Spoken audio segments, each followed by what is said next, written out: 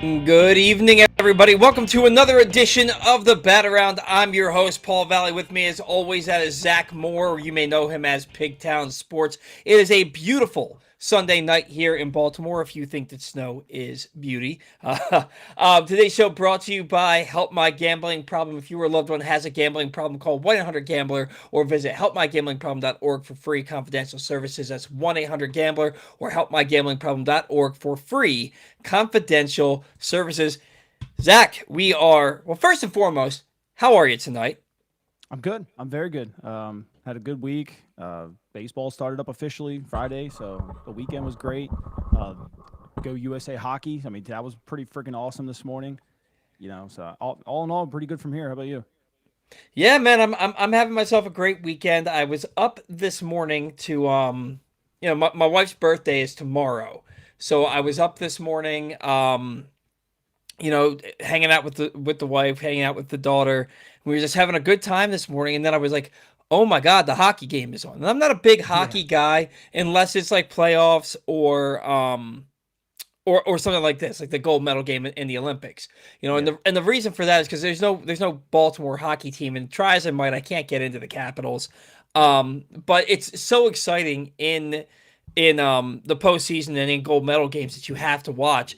I tuned in with 4 minutes left in regulation and was on the edge of my seat, sweating bullets as Canada's on the power play the last minute or so of the third period, and oh my gosh, man, talk about sweating. I'm like, I don't even really do this with hockey. What am I doing? Right. But it was an awesome overtime, awesome sequence to get that game-winning goal. And yeah, maybe Canada's a better team overall, but they weren't the better team today. So Yeah. that's all that matters. USA wins the gold there. So Orioles, they're off and running. They're 1-1-1 in spring training, which amounts to a hill of beans. None of this matters whatsoever. I think what was it, 2019?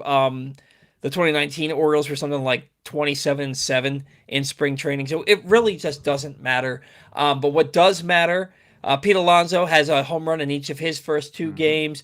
Mayo had a couple of hits today. Trevor Rogers picked up where he left off. So those are all good things. But we're going to start with the bad, and that's our snake-bitten third baseman, Jordan Westburg, partially torn UCL in his throwing elbow. He got a PRP injection, platelet-rich plasma injection. He's out through April. Then they're going to reevaluate. Zach, the first thing I want to say, people in Baltimore. Now look, I tend to think that this isn't going to work out well, but that's because I'm an Orioles fan, and we can't have nice things with Baltimore baseball, as the last 43 years have shown Yeah. us. But a lot of people seem to think that he just needs to go have Tommy John surgery because of what happened with Kyle Bradish in 2024. And this is Mm. comparing apples to oranges. Yeah. And I look back no further than 2018 when Didi Gregorius tore his UCL in the postseason, had Tommy John surgery in October of 2018, and he was back playing shortstop full time by June. He played 80 games as shortstop for the New York Yankees that year. Um, when you're a pitcher, it takes 9 months to get back to throwing, and then probably another 3 months before you're ready to pitch in the big leagues again. Hmm. It's a year, and really, it's more like 18 to 24 months before you get back to who you were, because you've got to throw a lot, you got to shoot a lot of bullets, essentially. Um, Sorry, hang on, Zach got kicked out for whatever reason. I I can don't think still that hear was you. me this time. Yeah, I don't think that was me this time. It just kicked you out of the room for whatever Hmm. reason. Um, but yeah, you've got a lot of bullets in the chamber that you've got to throw as a pitcher. When you're a position player, you don't need. I mean, you may throw across the diamond as many times as a pitcher throws pitches in four starts Yeah. throughout the season. It's completely different.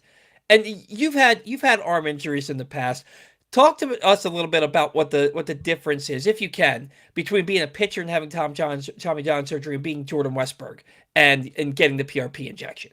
Well, the big thing is arm slot. I mean, when you're pitching, a lot of it's a lot of torque on your elbow, and they always say like when you come out and get you to release point here, and if you don't do this, you don't actually release a lot of the injury right here. Well, when you're a position player, you kind of get to throw sidearm and whatever other angle that gets it over there. Westburg has a decent arm from the top, the top arm slot like you're supposed to. Down under, probably not as strong. Raleigh's not going to get there as fast. It is different.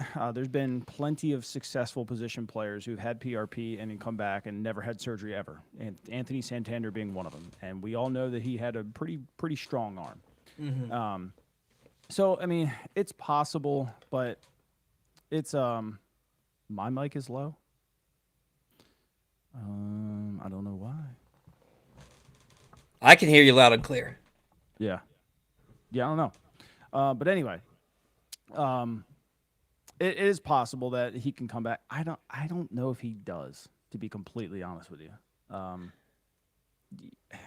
Him being able to try to throw from third, not 100%. He's already got an average arm. It's not like he had a bazooka. Mm-hmm. So you're talking about an average arm that's now going to be just a little not as good. And then you kind of factor in that you're not moving Jackson Holliday to shortstop. And you're not moving Gunnar Henderson to third. So you're not moving him to second base. Is he going to be able to play third? That's going to be the biggest question. You're not going to DH him because you got 75 DHs already. Yeah. Is he even going to play this year? Even if he is somewhat healthy, like if he can't make that throw from third, what's the point of having him on the roster?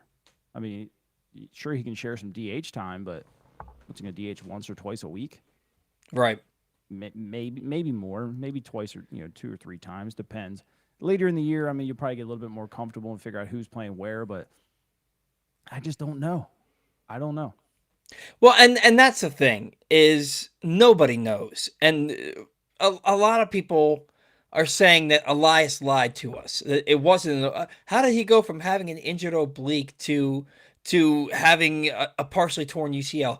I mean, like, just use your heads, people. Like, why would they make up an oblique strain, which looks like a cramp now compared to, possibly needing Tommy John surgery? Like, yes, he had a strained oblique when he showed up to camp. Right. But he had done it 3 weeks prior to spring training. So he was already on the mend and starting to ramp up baseball activities, which means he was throwing. And then we come to find out this was a partial tear that's been there for a while. So he's probably been throwing with this partial. I mean, Kyle Bradish had pitched basically his entire big league career, from what we were led to believe, with a partial tear in his UCL.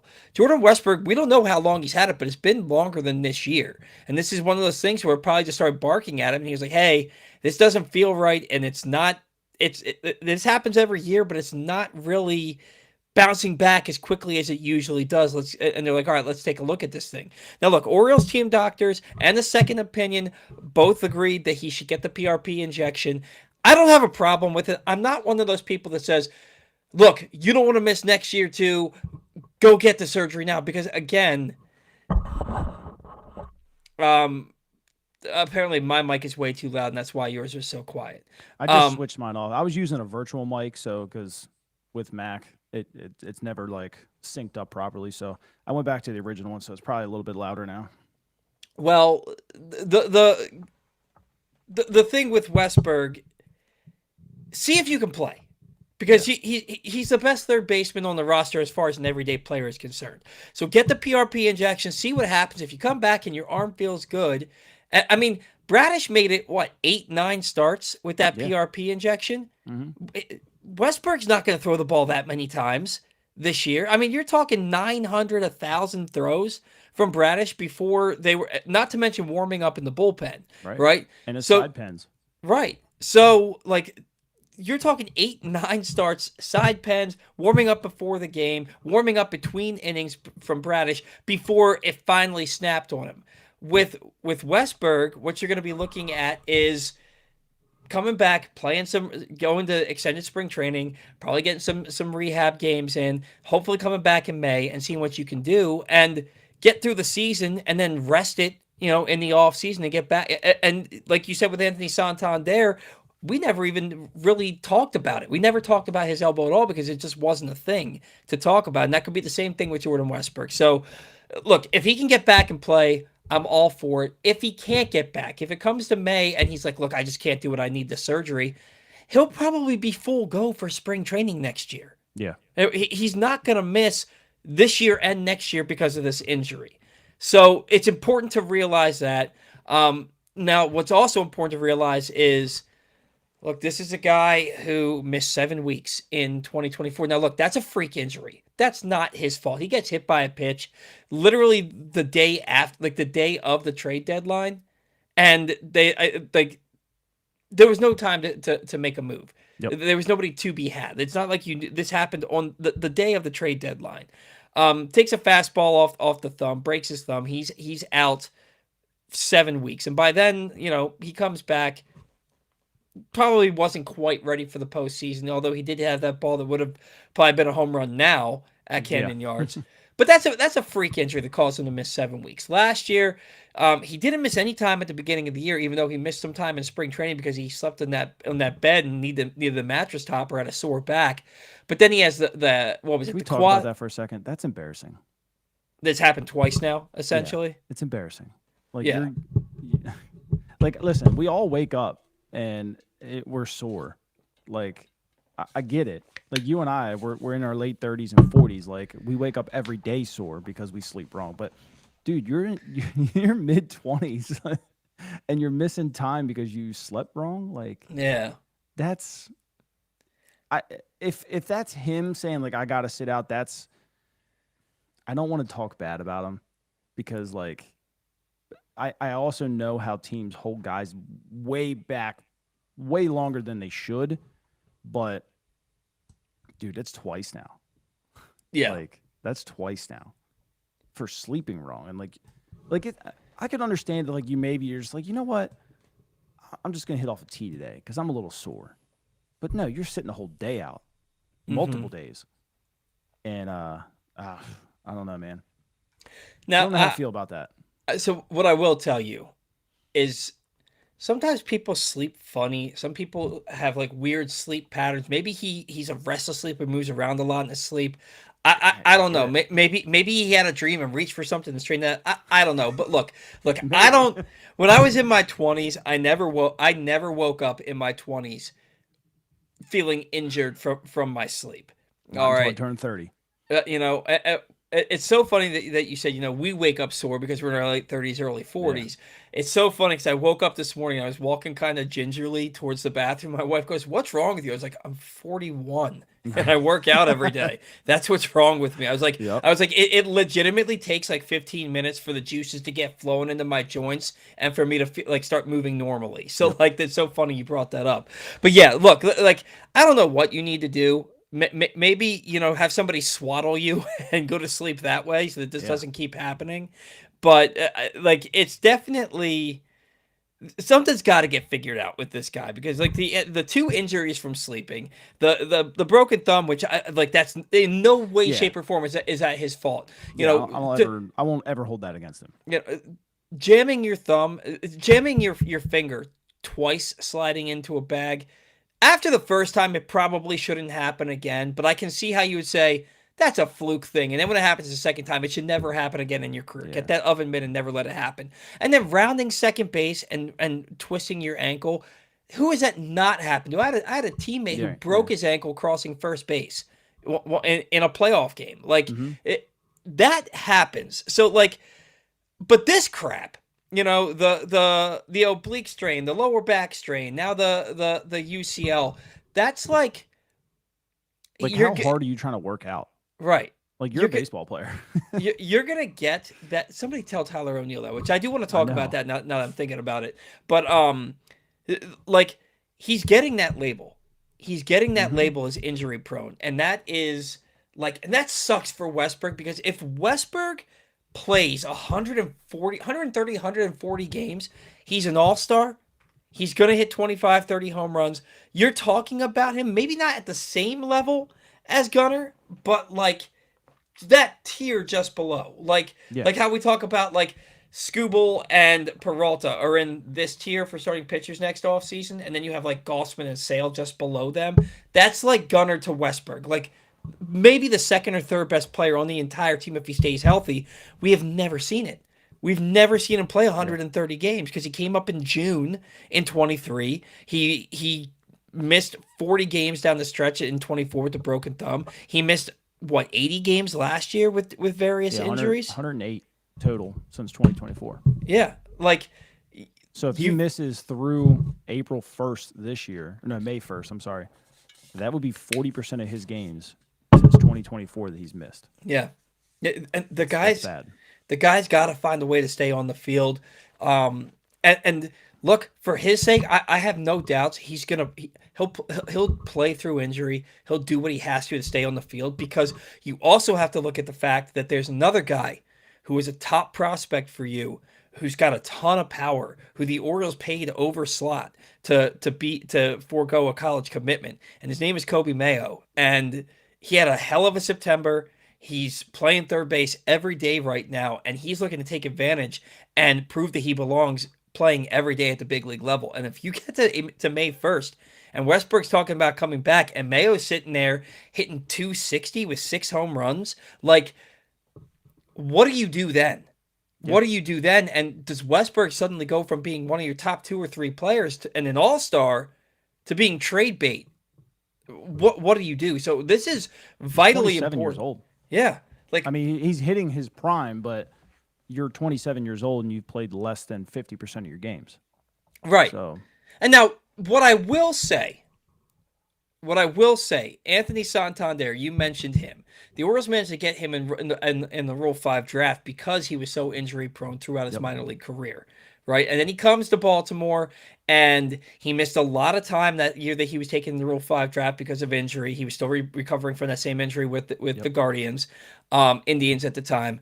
And then he missed the beginning. He played the beginning of the year because he had to stay on the roster the first month in 2018. And then didn't play like the rest of the year. They sent him down. He didn't play the rest of the year. Yeah. Comes up in 2019, has a great 2019, but then he's injured in August of 2019. He got injured for the last month in 2020, and then he got injured again in 2021. And then all of a sudden, he changed his workout regimen in the offseason. He comes in, he's like, look, I have to make myself available. He played over 150 games 3 straight years, hit 28, 33, 44 home runs. Around the exact same age as Westbrook, 27, 28, 29 years old, is when he started taking things. And I'm not saying that Westbrook doesn't take it seriously. I'm saying that this has happened before, where somebody has started their career as a really promising prospect, had a lot of injuries, changed up their regimen, because they knew they need that the best ability is availability. Yep. And it's right there in your backyard. Anthony Santander did it, and now he was available for the Orioles for 3 straight years, became one of their best players. Now that guy, man, we all knew he wasn't going to stay healthy playing on turf. No, his body can't hold up. So no. When he signed there, I knew his career was almost all but over. Yeah. He still could make it back, but him trying to play on turf is just never going to work out. Yeah, he's out. He might get 90 to 100 games in a year. Yeah, maybe. This year he's going to miss 6 months. So he might get 40 games in this year. He played last year, right? I think it was like 40, 50 games last year, and he wasn't great in the postseason either. But story for another day. Westburg's got to be available. He's got to get healthy, and this could be. We talk about Adley Rutschman it being a make or break year. This could be a make or break year for Jordan Westburg, especially when you look at Coby Mayo. He had a make or break first half if Coby Mayo takes off. Yeah, and Mayo two hits today. He had It's funny because did you see the first one? I mean the game wasn't on TV. Oh, dude, he hit a freaking scud right at a guy. How did you? 104 off the bat. Did you see it? Yeah, I have. Yeah. You have a thing. Yeah, I have a thing. Yeah, I watched the Tigers broadcast. I didn't realize you could watch the Tigers broadcast. My stepdad has the MLB app, lets me use it. MLB TV app. I don't know. We'll have to talk after the show. But yeah, he hit an absolute missile for an out in his first at bat. Then hits a pop up that lands in the Bermuda Triangle for a double, a second at bat, and then an 87-mile-an-hour base hit in his third at bat before being removed. He also had a nice play at third base early in the game where he came running in on a slow roller, fielded it, and made a nice strong throw over the first base. But he also allowed, I guess, they gave the guy an infield single on the ball that deflected off his glove. I didn't see that. Did you see that play since you were able to watch it? No, I didn't watch the whole game. So there was a backhanded play. It was in the inning it was the second inning. So Bradish gave up the 2 runs on 3 hits, and that was one of the 3 hits where he went to his backhand side. The ball bounced off. The guy reached base, and the wheels kind of came off a little bit that inning. But look, Mayo's been getting all the reps at third base. He's now played 2 games out of 3 at third base for the Orioles starting there. They're going to give him every opportunity to hang on to that job. In my opinion, Zach, third base is Mayo's job to lose until Westburg is healthy. Yep. And when I look at that, if he is even serviceable, and you and I have talked about this, it's not so much the glove as much as it's just when he throws the ball, it's strong as hell, but it's a little Colton Cowser-esque, has no idea where the hell it's going. So I will say what's going to help this year is Pete Alonso. Pete can pick it. Yeah. So if he throws it low, I think Pete's going to pick it, and it's just going to help. But his thing is airmailing it a little bit sometimes. So but Gunnar had the same airmail problems too that first year that he came up. So I mean, it's not like it's not fixable. You got Mike Schilt and you got Miguel Cairo, who are, they say, gurus with younger players. And I mean, Cairo played like 17 years or something like that, and he's been coaching for forever. So I mean, it's not like he doesn't know what he's doing. So they're going to get him right. Well, and hopefully that's the case, because look, there are a lot of teams that if they lost a player of Jordan Westburg's caliber for any amount of period of time, in any extended period of time, we'll put it that way, they're kind of like, what the hell are we going to do? The Orioles are like, well, we just might have this guy who could potentially hit 40 home runs one day in the big leagues, who also came up as a third baseman. Let's see if we can figure it out with him, because he's Gunner's age. He's 23, 24 years old. He's a young guy, hasn't had the opportunity at third base at the big league level. And like you said, with Mike Schilt and Miguel Cairo, coaching this guy, what kind of a third base defense does he need to play for the Orioles to be in a good spot? Look, I don't think that their defense is going to be anything to write home about, but if they can hit the ball out of the ballpark and score 5+ runs a game, what kind of defense do you need to see from Coby Mayo to be okay with him at the hot corner? I would say, if you got like a D-WAR of like 0.5, I would think that's probably pretty respectable. Maybe like 0.7. But I mean, it's all going to come down to the bat. Like if you can get to a point where, how many third basemen made error last year? Come on, filter for me. So at least it looks like 10 guys made 10+ errors all year. If you get him around 14, but he's driving in 80 runs, I don't think I'm going to care. I mean, that's what Junior Camanero's doing. I mean, he had 18 last year, led all baseball, had a 0 D-WAR, but are you taking him out of the lineup because he can't field the ball? No, I mean, he has 47 home runs. Exactly. However so many it was. Mayo to hit 30, and drive in 80, 90 runs, and he makes 14 errors, I don't care, to be completely honest with you. If you're sitting around a 940 to a 950 fielding percentage and you're hitting that well, I don't think anybody in this fan base will complain, to be honest with you. Now, a lot of people look to the September that Coby Mayo had, where what he hit 280, 300, 5 or 6 home runs, 13 RBI that month. They're like, oh, he figured it out. What I always remember is Buck Showalter saying a lot of fools are made by spring training and September numbers. Yep. And so how much I've heard you say recently, and when I say recently, like since this offseason started, that there's still a hitch in his swing. How confident are you that he figured something out back in September, or is it, look, he's just, it was a good month, I need to see more? I don't read into any of his September stats at all, because when I pull him, I don't think he hit a single ball over 93 miles an hour. I remember you saying that, actually. Yeah, so he got beat a lot still with a fastball, which would prove the hitch, but he was putting the bat on the ball and everything else, which is what you want to see, because as a young guy, most of the time they can't hit off speed or slower type pitching.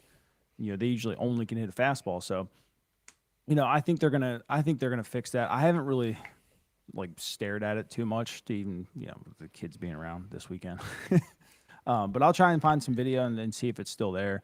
But I mean, if it's not, then it'd be great, because he's going to hit. When they get that out of there, he's going to hit. But yeah, I think it's fixable. I mean, it's been 2 years that you've been talking about it, and you still you still think it's there. It's still something that you're seeing just with the naked eye, or to be honest, I haven't even thought about paying attention to it. Fair enough. But let me see if I can pull one up real quick while you're chatting. Yeah, well, while he's doing that, so some fans in the comments here, at least we will know what Mayo is soon enough. Mayo has been looking pretty good so far in spring training. I wish I could have seen that hit off the bat of McKinstry today, because it was a hard hit ball that just deflected off his glove, or was it a play he should have made? That's what I would like to see. Right. Did you figure something out there? No, not yet. Oh, okay. But yeah, look, Mayo's going to get every opportunity to win that job at third base, or in my opinion, keep that job at third base. And if he can come in there and with the rest of the guys that they have in this lineup, do you need Coby Mayo to hit 260, or are you okay if he hits 230, but puts himself on a 25 homer pace? If he puts himself on a 25 homer pace while you're waiting for Jordan Westburg to come back or somebody else to step up, or maybe you make a trade to bring in an Isaac Paredes or Bohm. What's Bohm's first name? Alec Bohm. Alec Bohm. Thank you. Yeah. We're to bring in an Alec Bohm. Okay, but then again, if Mayo's playing okay defense at third base and he's on a 25 homer pace, are you really looking to make a trade to bring somebody else in when your expectation is we've got him under team control on the cheap and he's only going to get better from here? Yeah.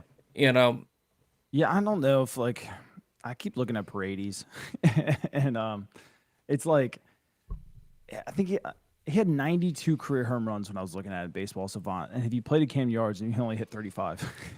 Really? Yeah, so he hit 20 last year, and I would only been I think 9 or 10 at Camden Yards. The whole AL East, for some reason, he just wouldn't have hit almost half of what he's hit almost every season, which is weird. But if he played in the NL, he would hit more. So I don't know if he's an answer. He's got Coby Mayo type defense as it is. It's not jumping off the page. Now Bohm's got much better glove, and he's kind of more of a contact hitter. He's not going to drive in runs or anything, but he's a 1 or 2 hitter. I don't even think Philly uses him in that.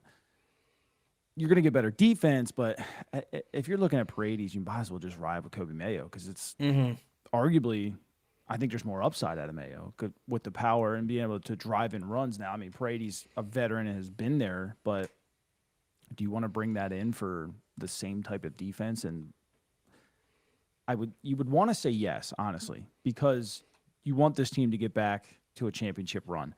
Paredes helps you, probably a step below what Westburg does. You don't want to rely on a young guy trying to figure it out right now, but the upside is if he does figure it out, we've seen other rookies carry offenses throughout the league, to their teams to the postseason. So maybe this is our turn. Yeah, I know he's not a rookie, but being a young guy, maybe we finally get something that rolls our way. Yeah, and look, he's going to get every opportunity to do that this year. I think that the Orioles' plan A is, all right, Coby, show us what you got. We're going to give you every chance, and then we'll reevaluate after the first couple weeks of the season. Or if it's so plainly obvious halfway through spring training that, look, this guy cannot catch the ball over there to save his life. Yeah. Then you're talking about, all right, go down, learn corner outfield in the minor leagues for a while. We're gonna make a trade for Paredes or Bowman. We're gonna move forward here, or just give that job to Jeremiah Jackson because look, Jackson's not a great defender, but he showed that he can catch the ball and get it across the diamond. Yeah, he's a shortstop. He'll figure it out. Yeah, the arm strength is gonna be exactly what Westburg's is. It's about average to maybe a tick above average, and you're not throwing out too many guys like Machado was, but you're going to make the play that you're supposed to, and that's all we really need. Yeah, absolutely. And the Orioles will figure out what to do at third base until Westburg either comes back or needs to have Tommy John surgery. I'm not really too concerned about it. I look at the rest of this lineup, and I just think that they're going to be so good that they'll be able to withstand maybe a little bit of a drop off at third base for a little bit this season or the rest of the season. And I also, if it turns out Westburg can't play and Mayo can't handle that position, they're going to make a trade. They're going to do something to bring somebody in. They're not just going to stand pat. So I'm not too worried about it. Now, Dark Wolf 2K says that they're curious with Heston Kjerstad doing well how complicated the outfield becomes now. That's something we're about to get into. But first, if you missed anything from Glenn Clark Radio this week, including conversations with Buck Showalter, Maryland basketball legend Buck Williams, and much more, you can find them in the Glenn Clark Radio Week in Review feature at PressBoxOnline.com. And as always, watch or listen to GCR every Monday through Friday at 11 a.m. at PressBoxOnline.com/radio or right here on PressBox's Facebook and YouTube pages. Kjerstad having a big spring, hit a couple of home runs in live BP. Says he's fully healthy after being shut down last July with fatigue. He did homer today off of our old pal Jack Flaherty in the first inning on a 3-2 count. So it's nice to see him hit a home run off a legitimate big league pitcher, but also, you take it with a grain of salt because maybe he's only throwing fastballs. Maybe he's working on pitches and just had bad location on one. But the fact that Kjerstad's putting good swings on the ball, the swing looks good. He got rid of that huge leg kick, and he's now doing more of a slide step with the swing. And he's putting bat to ball and making a lot of hard contact. Is really nice to see after what happened last year, where he hit 192 in 54 games with 240 on base percentage. Just awful stuff from a former number 2 overall pick. Won't get into the issues that plagued him last year that shut him down. How much do you think it was lingering effects from taking 97 to the back of the dome the year before? Because that happened. He was arguably their best hitter for a 3-week stretch. Yeah. Takes that fastball off the back of the head, and then he was never the same after that. Then you hear he's shut down with fatigue. How much lingering issues? You look at Brian Roberts and how derailed concussions made his career. Same thing with Justin Morneau. You know, you'd like to think that medical technology is to a point now where they can, fix things if you have enough time off. How much do you think that had to do with his fatigue last year? A ton. I think fatigue was just something that they used. But yeah, I mean, that concussion, those things linger, man. I mean, look at Tim Anderson. Tim Anderson was a hell of a baseball player and gets knocked out cold by Jose Ramirez, and he couldn't play baseball anymore, ever. Just literally couldn't play baseball. And, I mean, you're talking about a guy who was an all-star almost every year. Some people argue that he was the best, one of the best AL shortstops. Between what he was doing at the plate and defensively, hell of a hitter. Literally couldn't do anything on the baseball field anymore. Like, head injuries are a big deal, man. I mean, I do think he probably had some issues, and who knows? Who knows how bad? Like, they're not talking about it for a specific reason, and maybe it is because it was a head injury and they don't want to get in trouble. I don't know. I'm purely speculating there. But yeah, I mean, I'd give him the benefit of the doubt. I'd give him the benefit of that. He's had a rough career. I mean, he had the myocarditis. I mean, that takes a ton out of you. I had it for like 6-7 months one time. Oh, wow. It's horrible. It's absolutely horrible.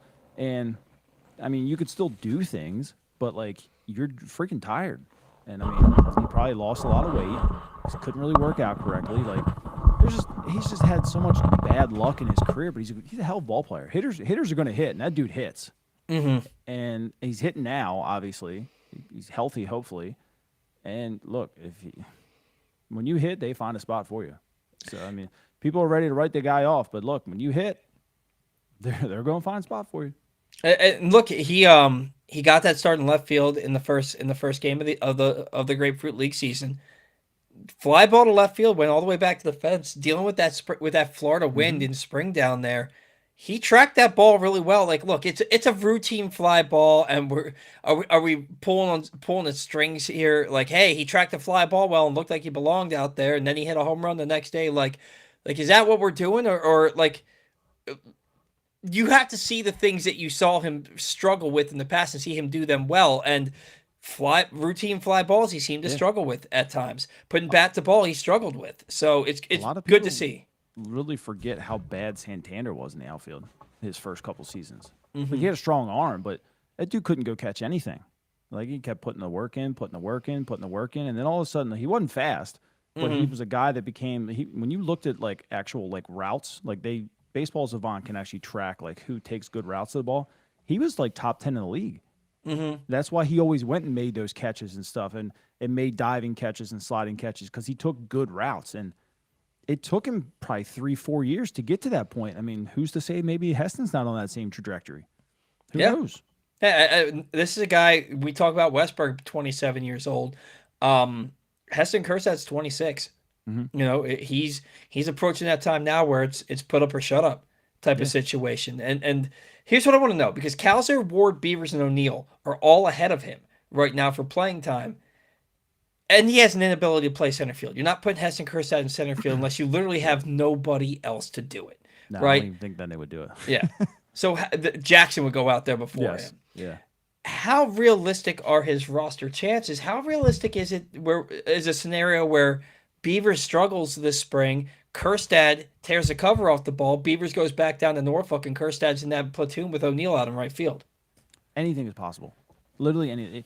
As long as you have a jersey on your back, you still got a shot to play in the big leagues. You just got to hit. And we've seen in Baltimore, it's not like it's a fluke thing around here. Injuries happen, and they happen quite frequently. So, I mean, I wouldn't put it past that Heston comes up and gives us some at-bats this year because of something happening. I mean, you just got to stay ready. And like I said, hitters hit. He goes down there and keeps hitting, keeps himself ready. Anything can happen. Beavers could struggle. O'Neill could get hurt, or when he gets hurt, Ward could get hurt. Like, there's going to be a roster spot open this year for Heston Kjerstad to come up and get some at-bats.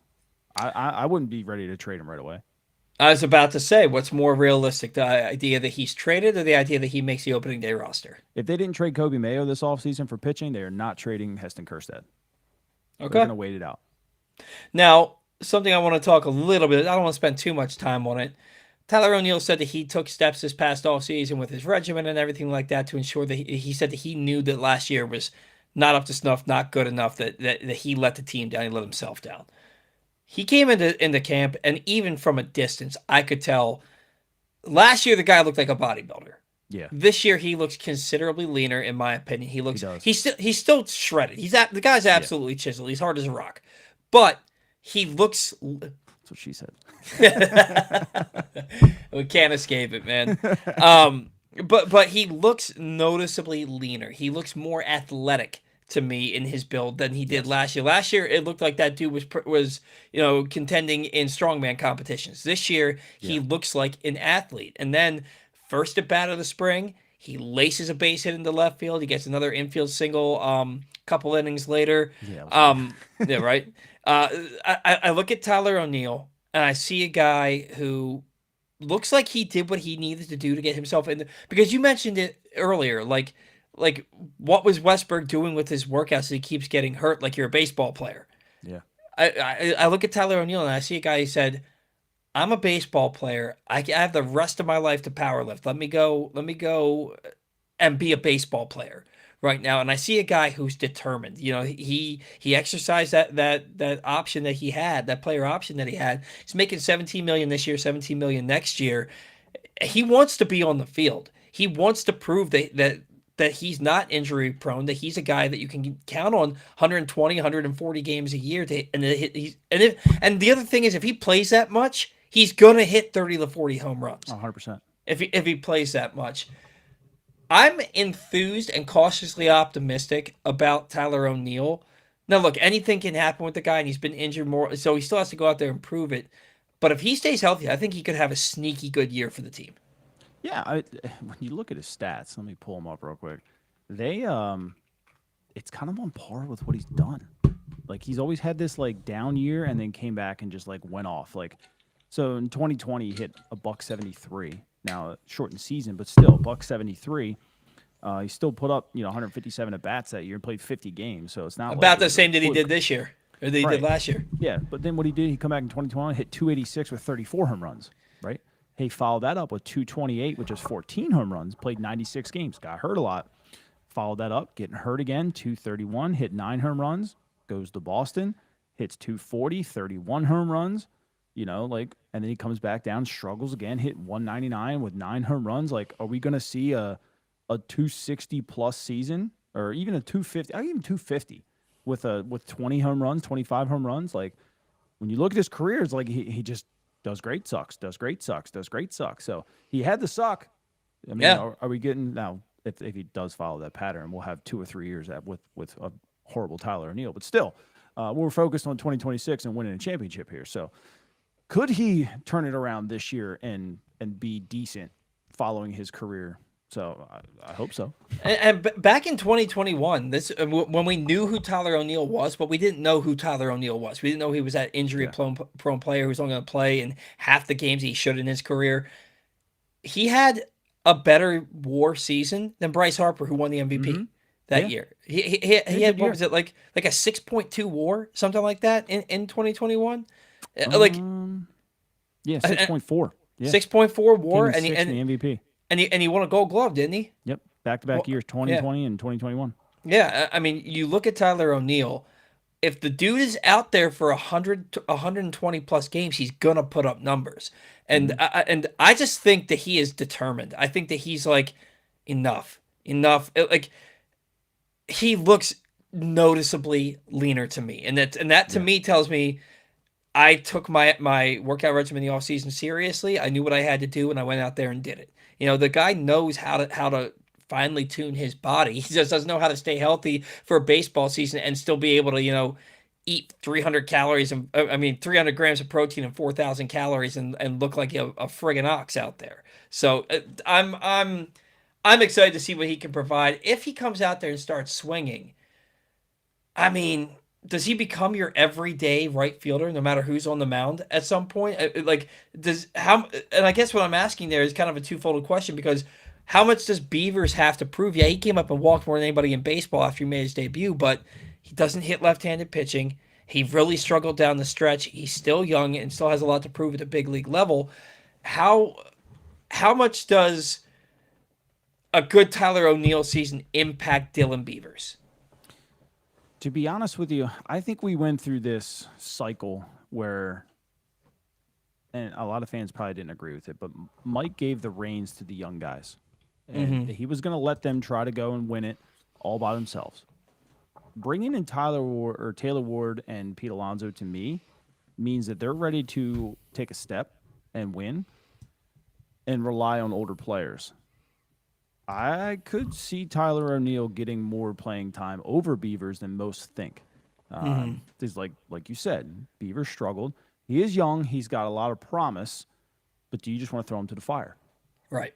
It's the same with Coby Mayo. You're already throwing Coby Mayo to the fire. Can you afford to throw him to the fire? Not knowing what you're going to get out of Cowser, right? If Cowser comes back and is a 200 hitter, like, what if you had three guys in your lineup that are doing that between Mayo and Cowser and Beavers? You can't afford that. You just can't. You really don't know what you're getting out of Basayo either. Is Basayo even going to play every day? He really struggled down the stretch. These guys are young. They're going to get picked on. Teams figure them out and whatnot. It takes them time to adjust.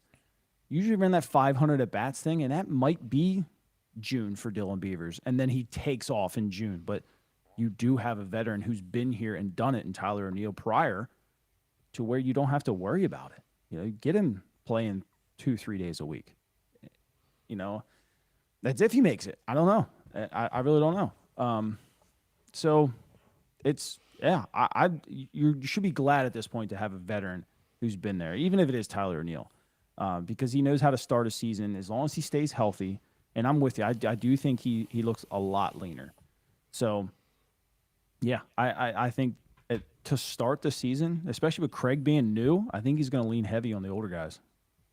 Yeah, and the thing is, if he does lean on O'Neill like that, and O'Neill stays healthy enough to play 120 games, we're not asking Tyler O'Neill to go out there and play 150 games and hit 45 home runs.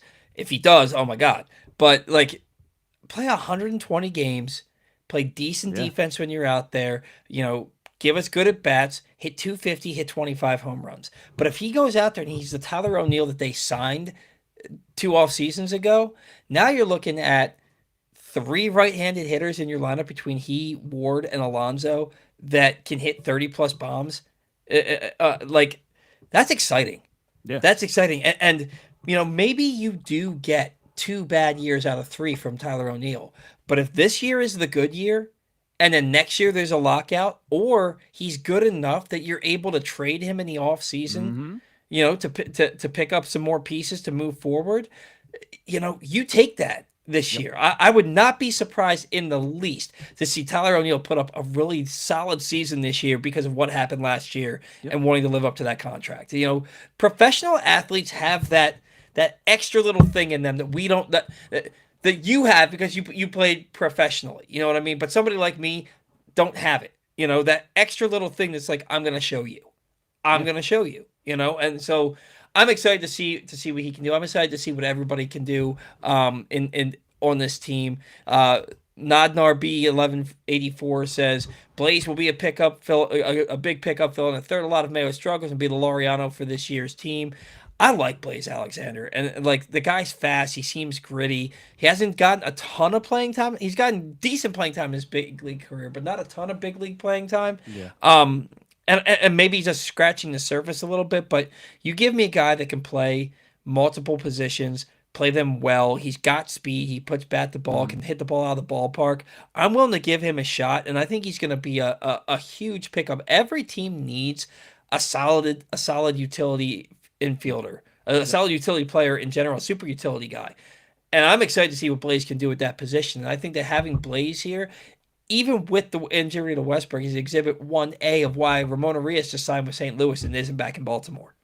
Yeah, and I don't know if they lock him down to one specific position either, even if Coby struggles, just because, like, you do need him in center field maybe against left-handed pitchers, and maybe you do need him to spell at second base, or you do need him to come off the bench, late in game or something like that for Cowser because, a tough lefty comes in or something like that. Like, I don't know if they're going to lock him down. Now, you could start him at third and then bring in Mayo and then move him to center. Like, there's ways around it, obviously, but I think they're pretty comfortable with him just being that guy that's just going to play everywhere and get 420 at bats all year playing 7 positions.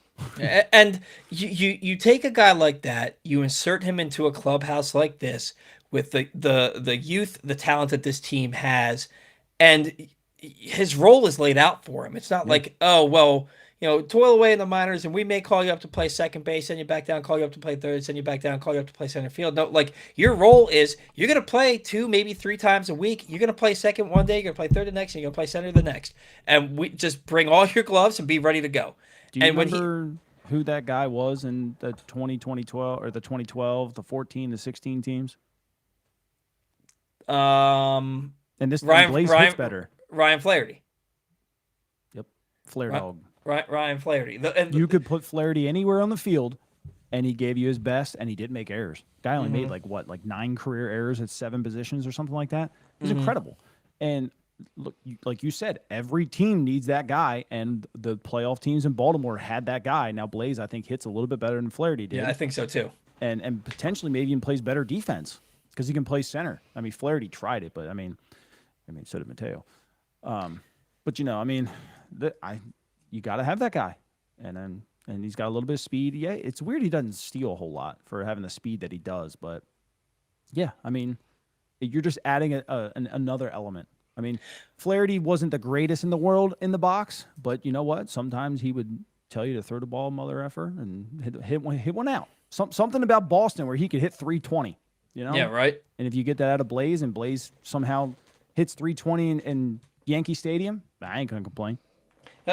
Managers love. I mean, just ask Buck Showalter about Ryan Flaherty. Managers love players like that, and I think Albie. I love the fact that he wants to be called Albie. Like, but I think Albie is going to love having Blaze Alexander on the team. I think you're going to see a lot of Blaze, whether it's getting 2-3 starts a week, and then he's going to get pinch running opportunities. He's going to get defensive replacement opportunities. I think you're going to see a lot of Blaze this coming season. And I think he has an opportunity to earn his way into a more full-time role. I mean, he doesn't have any options, so he's got to be on the roster, right? Or else they have to expose him to waivers.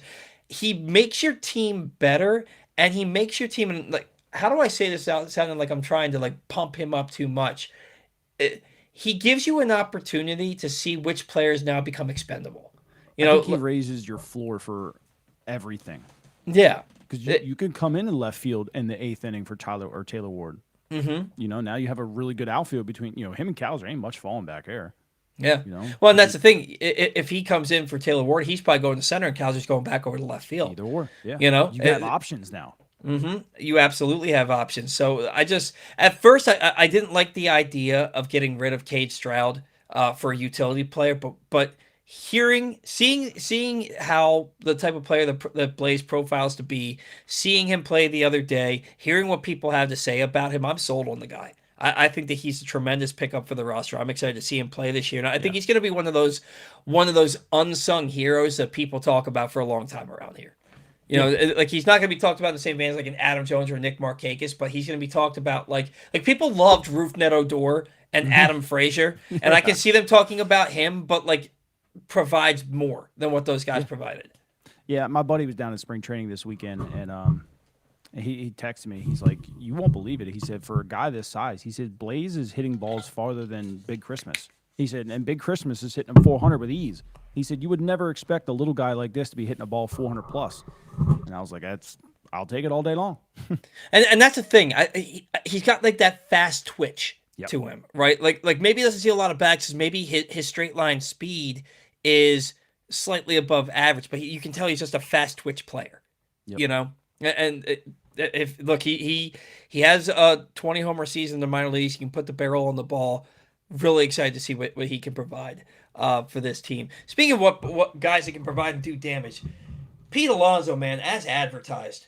I mean, what I love that first game, you know, the everyday players, they get their you know, first couple of at bats and they're coming out. And he went to them and he went to Albie and he was like, "Hey, I want one more bat. Give me one more bat." Yep.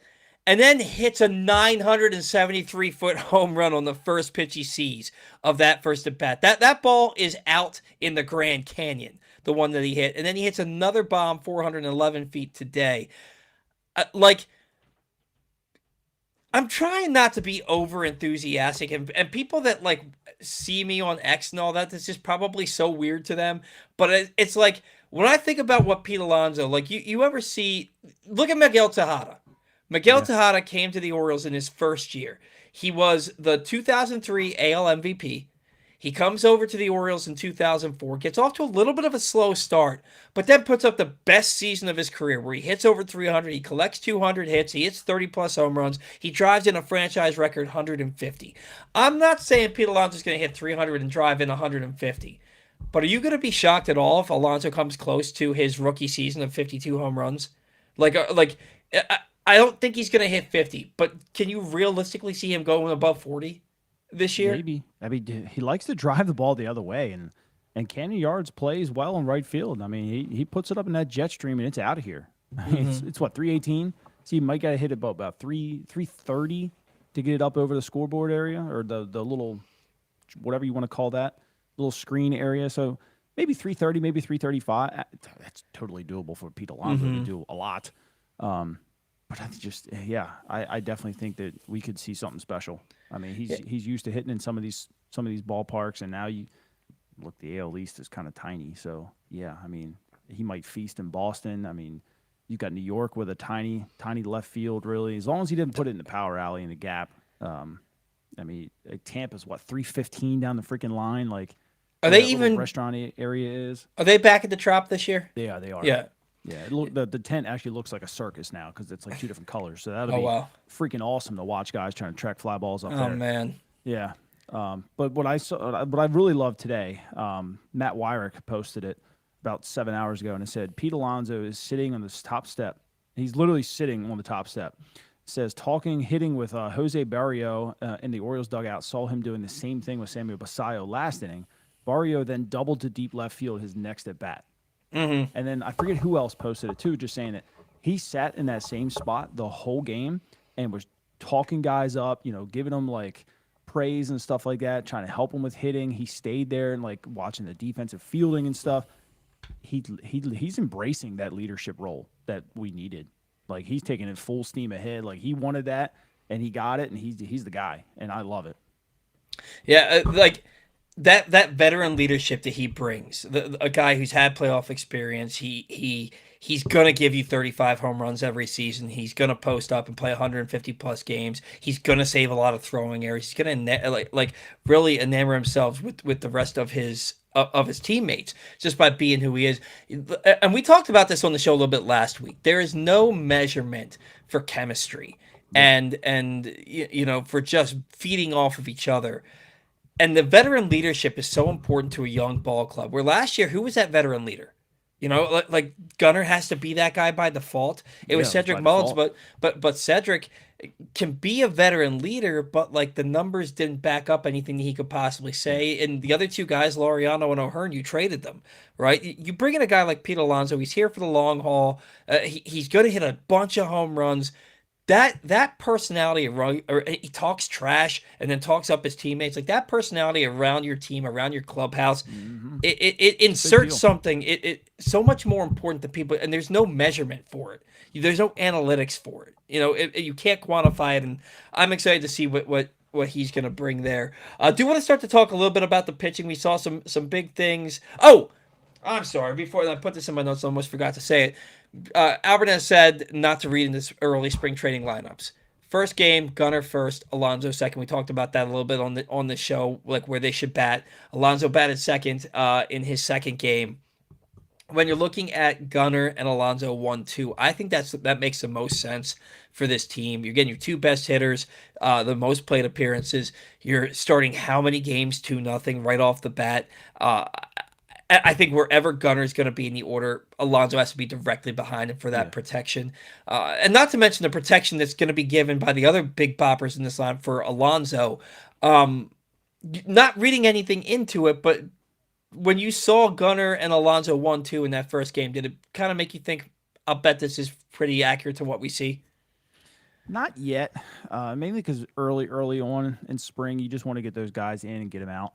You usually want them out by the 4th, 5th inning and let them go back and get in the shower and go home for the day, or ice up and stuff like that. But maybe, I mean, if he's still doing it in like a week and a half, 2 weeks, I'll start reading into it a lot more. But early on here, like you just want them to get their at bats and just get out, and you want to get the next guys in. So I don't know. But I thought it was interesting that I mean, Pete traveled. Those guys like that don't travel for away games. So, I mean, that's kind of cool to see. I don't know. I think Albie so far has been pretty straightforward with us. So if he's saying don't read into it, maybe we don't just yet. But I mean, hey, 2 weeks from now, if you've been consistent with this, then yeah, I think we start to read into it a little bit. Well, and you also you got to get Gunnar his at bats because he's going to play in the World Baseball Classic, and so he's got to he's got to get his feet under him. Do you have any issues with guys from the Orioles playing in the World Baseball Classic, or is it just one of those things like if you're going to get hurt, you're going to get hurt whether you're playing in it or not? Yeah, I mean, could you get hit? Sure.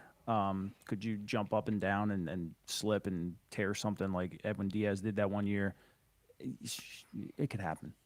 You could literally slip in the shower or something. Your sandal breaks or something. Like anything can freaking happen in this world. But like just like we saw this morning, like the NHL sent those guys in here to win a gold. So the WBC is it the Olympics? No, but it's probably the next biggest thing from the Olympics. Like it's a big deal to a lot of these countries. Maybe not as much as the U.S., but I think they're starting to get into it a little bit more because the money's starting to get pretty good. But I mean, I think you want these guys to be out there representing your country, and you want to take it serious. Like I don't know how many of the people watching tonight have ever watched the Dominican and Puerto Rico play against each other, or even Venezuela. Like it's intense. Like they get after it. They're 150 mile an hour talking trash. Like it means something to them, and I think the U.S. is starting to slowly catch up with that. And I want our guys there, and I want to win. I want the U.S. to win. I mean, when Mike Trout struck out last time, it sucked. I mean, it was cool because Ohtani did it, but like it still sucked. I wanted to win, but send them out there. If we have guys that can represent this country, hell yeah, get them out there. It just brings more eyes on the Orioles. And not to mention, man, it gives you meaningful baseball to watch early. Like we're talking, like the World Baseball Classic starts 3 weeks before opening day, and you've got meaningful baseball to watch up until opening day, basically. Early in the morning too. When you work. So I'm excited for it. I'm glad that Gunner's there. Do you have any issue with Gunner moving over to third base or playing second? Nope. Yeah. Nope. Just get the at bats, dude. I don't care about anything else. Yeah, for sure. Today's show brought to you by the latest edition of Press Box, which is available now. On the cover, Dave Ginsburg looks at Cal Ripken Jr.'s new life at 65, including his role with the Orioles ownership group. Also, inside, we learn more about new Ravens coach Jesse Minter and meet college lacrosse players from all of the area's programs. You can find the new issue for free all throughout the region, including at all Baltimore area High's dairy stores. Or you can read the entire issue of Press Box online.com. Getting to the pitching side of things, Trevor Rogers got the Grapefruit League opener.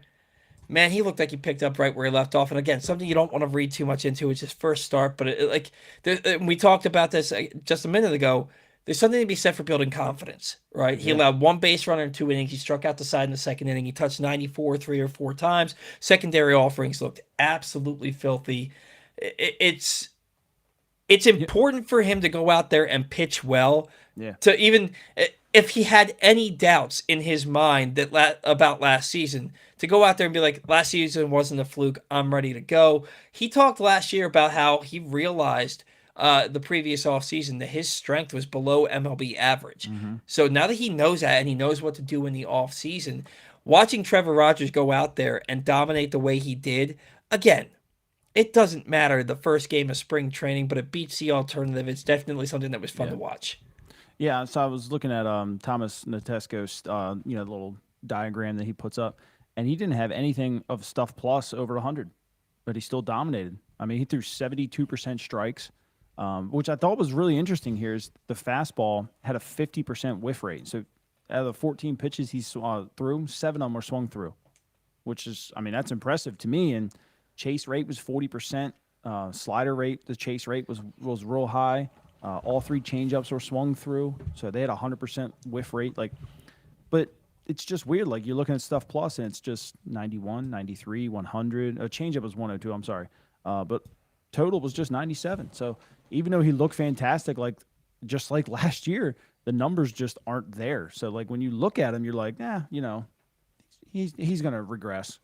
But he just keeps doing it. Keeps doing it, regardless of what the expected stats are telling us. He's beating the system right now. I'm wondering how much of it has to do with his delivery, and I've never paid attention to his delivery to see if there's any. So he hides the ball. He hides the ball, and that's immediately where my brain goes when I hear a guy whose stuff is fine, but it's not overwhelming, and yet he's still getting the results he's getting. Yeah. Is that they're not picking the ball up until it's too late. They're just not picking the ball up, which tells me he's hiding it very well. And if you're saying he's hiding it, that makes a lot of sense to me. Yeah, I mean, it's probably got movement, but it's not like blow your socks off type movement. But look, when you're throwing 94, even 93, 94, and if you got, the last 6-7 inches and it moves 6-7 inches, that's a big deal. Mm-hmm. Especially when you've already started your swing. So you might think you're going to barrel ball up, and all of a sudden you're hitting it off the end. It's a big deal. So I mean, you're hiding it well. Guys aren't, their timing's probably thrown off a little bit. They think they know what's coming, and they're probably selling out for a specific pitch. They're not getting it. So, I mean, the sinker got hit in play, it looks like, but it didn't. I don't think I got a hit off of it because that had a 0% chase rate and a 0% whiff rate out of the 5 that he did throw. But 80% of it was in the zone, so I guess 4 out of the 5 were in the zone. He only gave up the one hit. That was in the first thing. I don't know what pitch that was off of, though. It was probably on the sinker, to be honest with you. Yeah. But, I mean, the sinker was at 93. I mean, and that's something he was trying to learn again. So, I mean, the four seam was at 94, too. So, I'm not going to complain. I don't care if his stats look like that all year as long as he gets outs.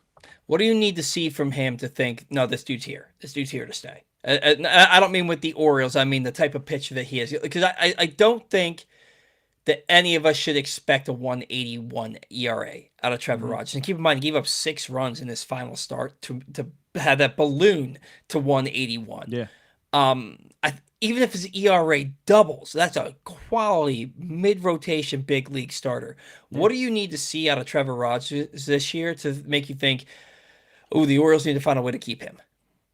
I think he's already hit that point. He has the confidence in his stuff now to throw it at any count. And he doesn't try to throw by you. He doesn't try to nibble at the corners. Now he throws it right in the zone. You either hit it or you don't. And most of the time when you do hit it, it's soft contact. It gives up a little bit of hard contact here and there, but everybody does. I think he's found that confidence now, that he knows that he can do it again. He hasn't done it since 2021, and he did it. It's not like he did it against teams that packed it in for the year. Like he did it against quality baseball teams last year with nothing to play for. Right. So does the mentality of it shift now because maybe a little bit expectations are higher? Maybe. But like you said, if you're sitting around a 3, I don't think any of us are going to care. None of us. I look at the rotation, man, and I think Dean Kramer, he made the start yesterday in game 2. Really quick first inning, and then the second inning, 3 walks, 3 consecutive walks to start the inning, allowed no hits, but 2 earned runs. He was happy with the way that he pitched yesterday. Said that he was really focusing on throwing the two-seamer and the splitter, and he said that he felt like the two-seamer looked good, and he threw some nasty splitters. So, again, working on stuff. So you don't really care about the walks because it's his first spring start, and he's just trying to get back. He even said, it's like, you're trying to get back into game action and shake a little bit of the rust off, but then once you get out there, he's like, I'm just happy to be back out there again. You know? You and I talked last year, and we were getting concerned about Sir Anthony Dominguez having like a 26 ERA. Yeah. And he'd come in and just shove the whole first half. Right. I mean, everybody was concerned seeing what he was doing, but it's like he kept saying, I'm just working on stuff, you know? Yep. But I look, and then Bradish today, really quick first inning. I think he got through the first inning on 10 pitches, gives up 3 hits and 2 earned runs in the second inning. And he even said, just happy to be back out there. My location was a little bit off, but we'll get that worked out throughout the spring. When I look at this rotation, I think that Kramer, God, man, should I just say I think somebody's gonna suck?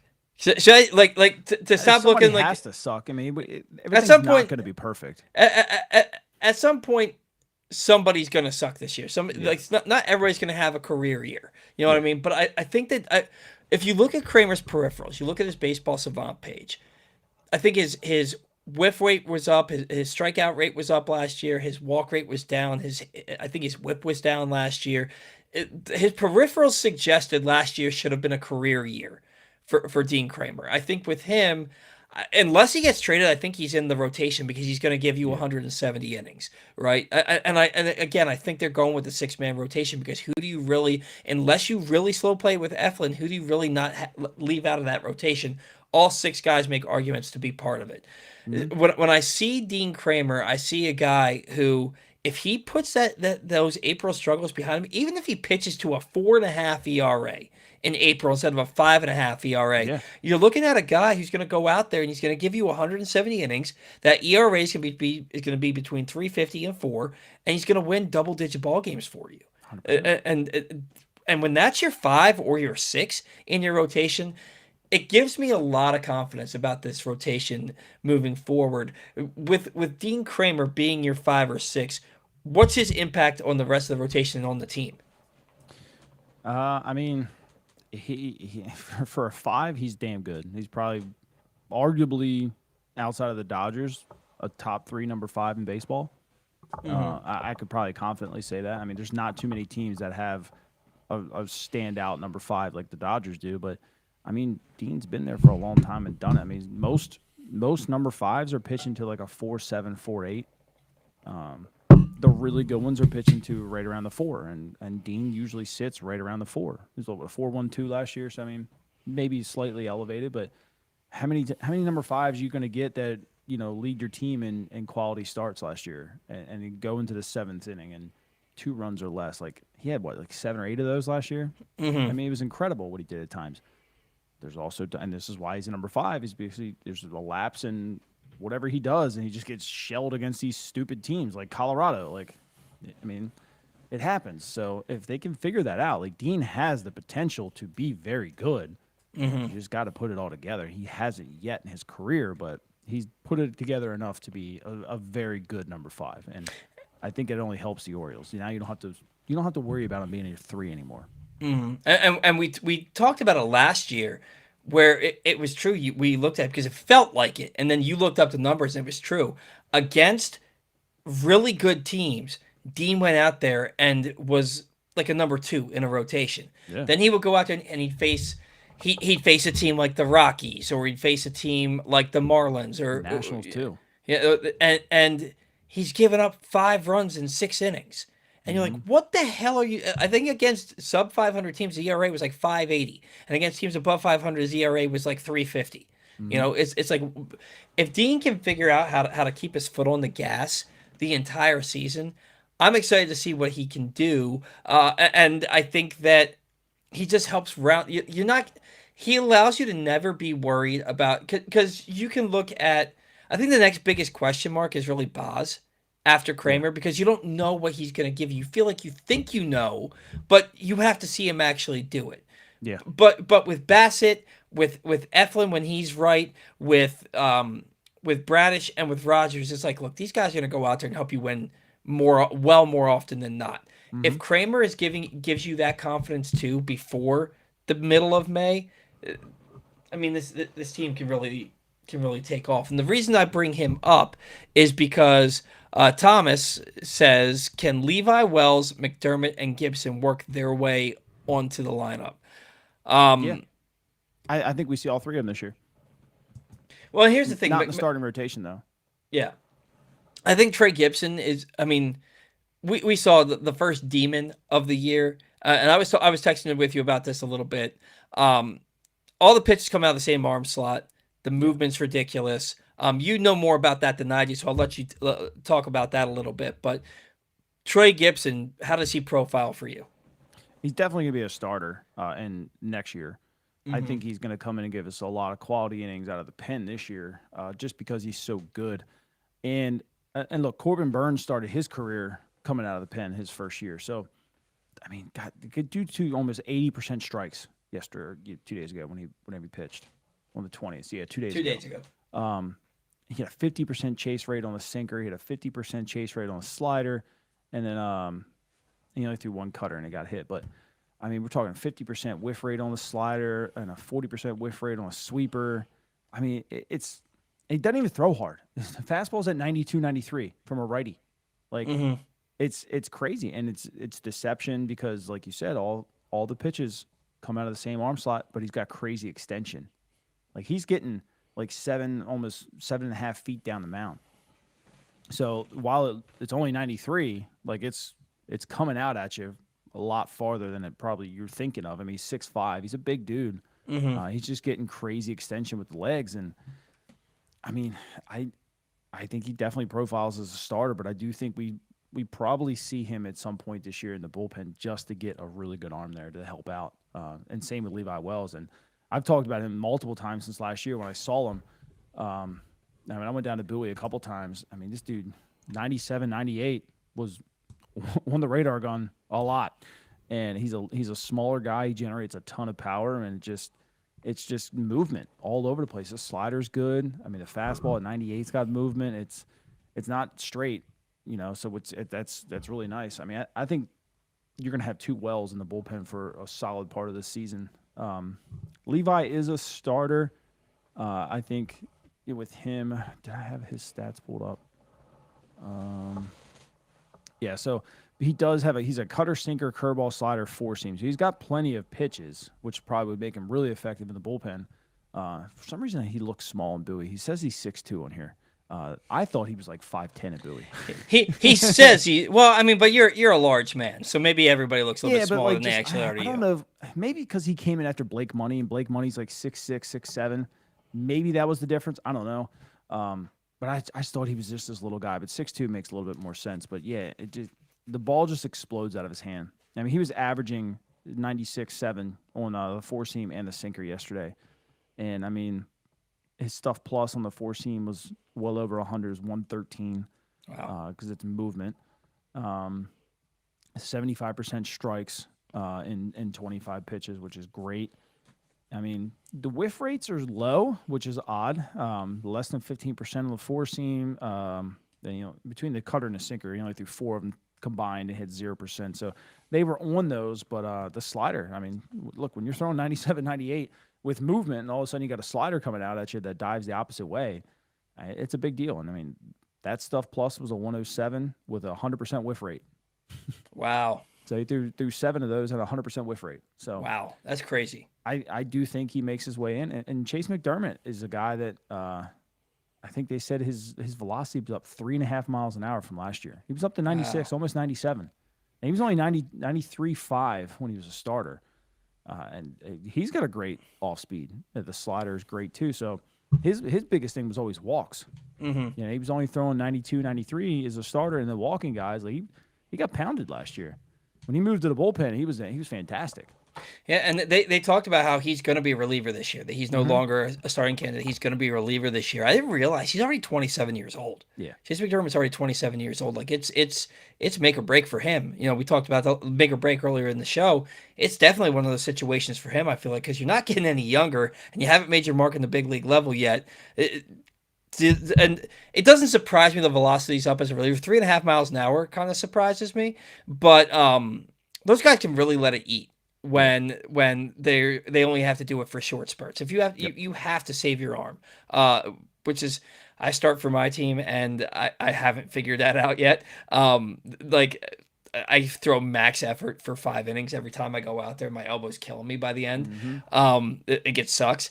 And my shoulder. But like these guys, they know that like if I want to get deep into the ball game, I can't just go out there throwing 100 miles an hour every time I throw the baseball. So like it doesn't surprise me that he can ratchet it up a little bit. What are his chances? And I'm talking about Chase McDermott of making this roster as a reliever out of spring training, or do you think he's got to go down to Norfolk and put up some solid numbers before he gets the call? I think he's still got a little bit to go.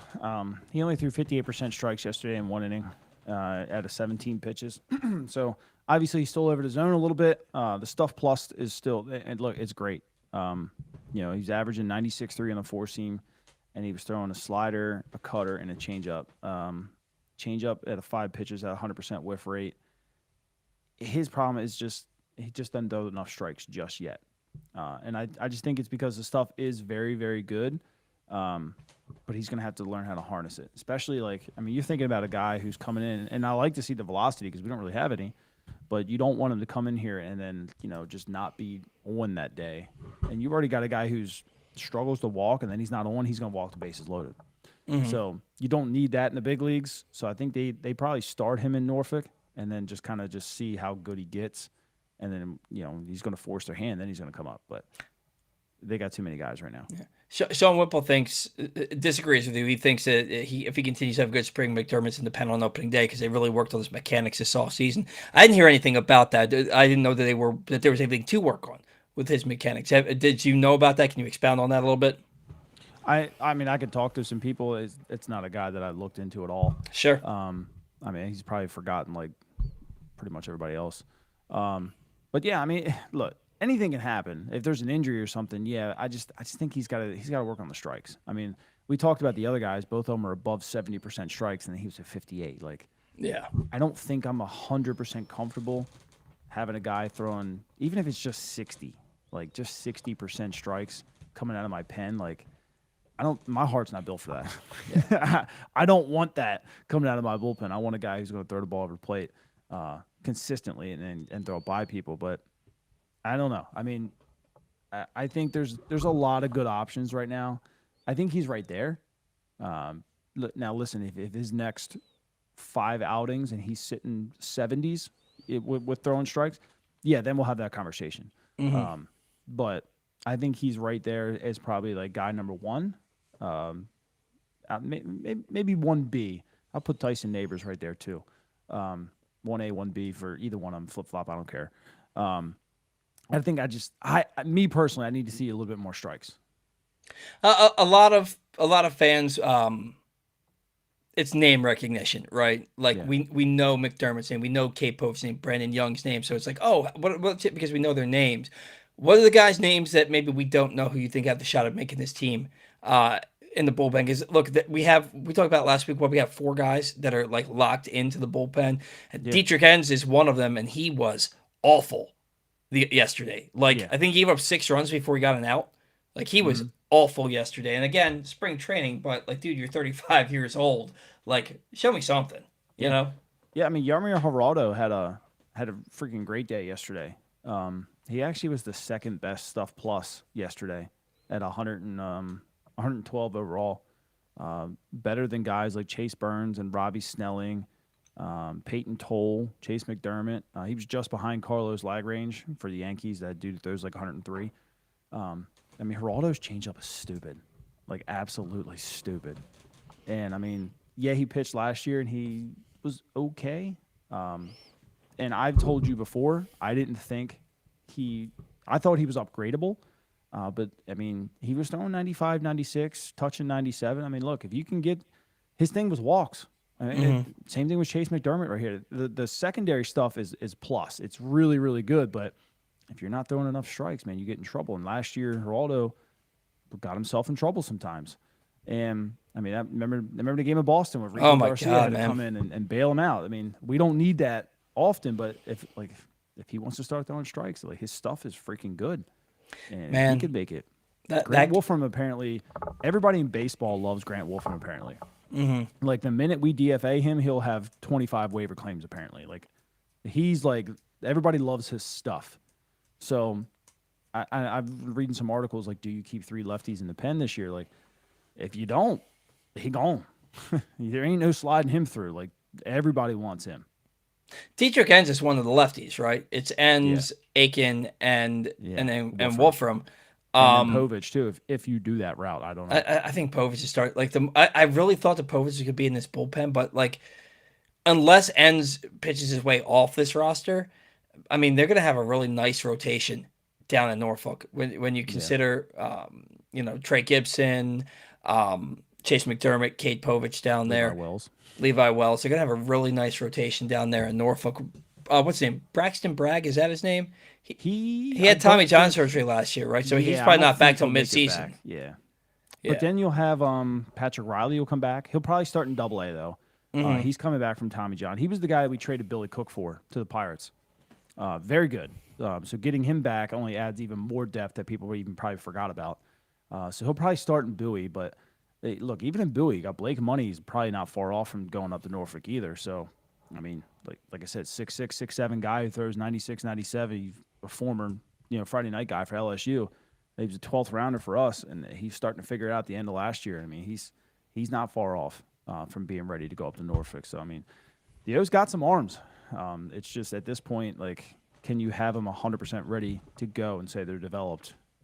I think by 2027, yes, we see multiples, but I don't know about this year yet. I like the idea from Jay Chaz 007. I like the idea of Chase Wolfram and possibly DeLeon out of the bullpen. I don't know anything about DeLeon.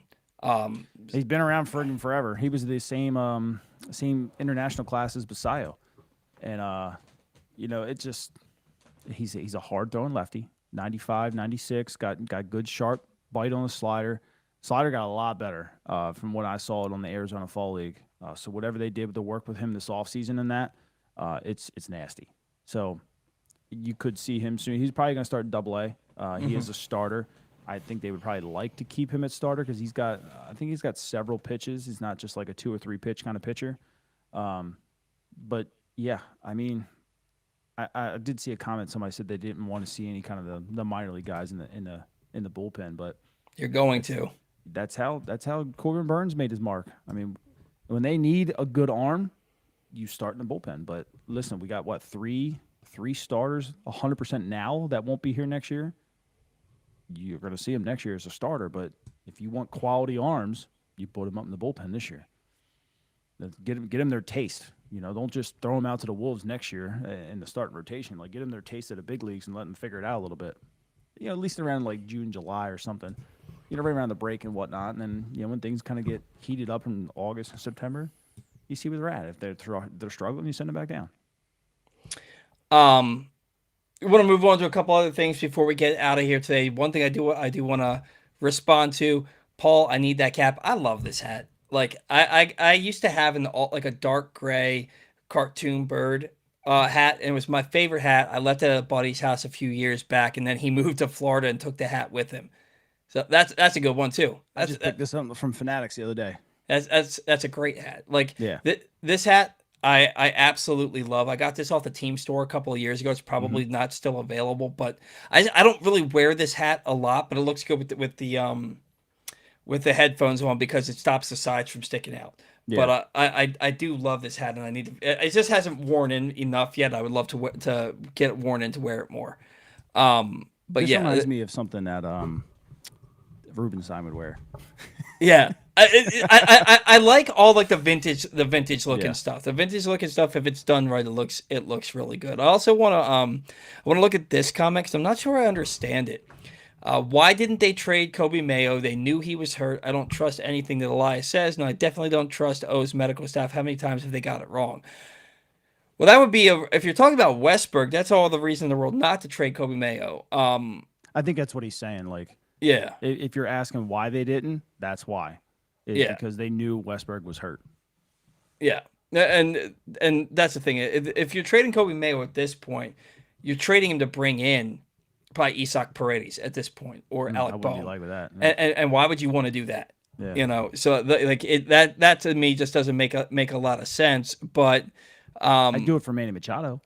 oh my God, man, if they Manny is one of my top 3 or 4 favorite Orioles of all time. There was a point in Yeah. time where he was my favorite Oriole of all time, and like Mhm. I've always contended that one of the biggest mistakes this franchise ever made was not signing him long term and building around him, because Manny is one of those guys. He's going to the Hall of Fame.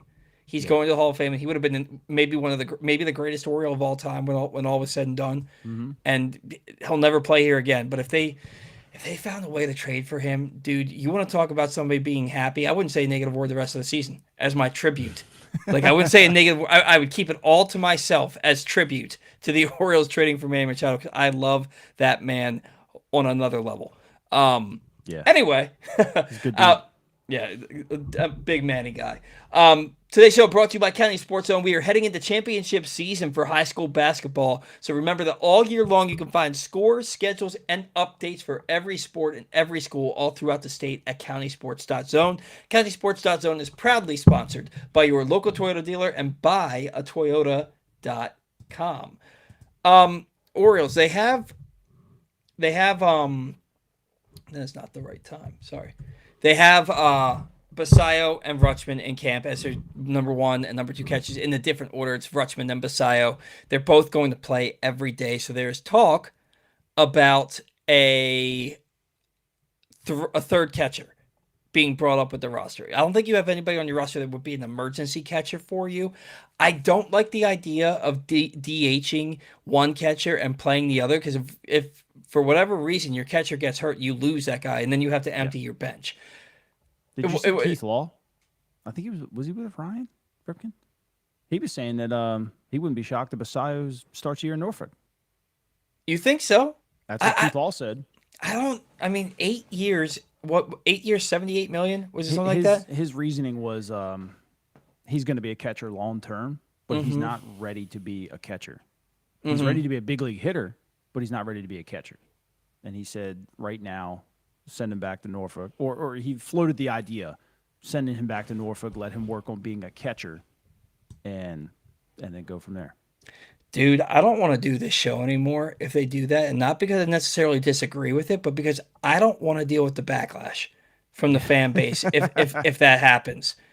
Like they may burn the warehouse down if Basayo gets sent to Norfolk, especially if he has a big spring. I was going to ask you, what's his name? Sam Huff? Is that? Yeah, I don't know much about him. I know they brought him over. I think he had a solid minor league career. Yeah. I think they brought him over. In a trade last year, maybe. But he had a couple of nice hits the other day. He had a long fly ball that was an out today. I think he had another base hit today. But your opinion on them carrying a third catcher on the roster, because we thought early in the offseason that it was going to be Alex Jackson, and then they traded Alex Jackson. Who did they trade him for? I don't remember. Was it just cash? I can't remember, but I know that they were just like, all right, man, we'll see you later. And we thought it was for Peyton Ellis, the kid that got hurt today. Oh, running into Bradfield in the outfield, right? Yeah. Bradfield. We talk about how skinny he is, but he withstood running into another player and running into a fence today. Yeah. But do you think the Orioles carry a third catcher? Do you agree with Keith Law that Basayo is going to start the year down in Norfolk, or do you think they just ride it with the way that it is right now? Because Brandon Hyde didn't seem to care about that stuff. Yeah, I hate the whole 3 catchers thing personally. I just don't like. No, if you're going to hit and play your catcher and your backup catcher, then yeah, you have to have 3. If you're not, I hate it. So it depends how they're going to play that role. I wouldn't be, after hearing Law talk about it and then kind of thinking about it, like I wouldn't be shocked if they do that route.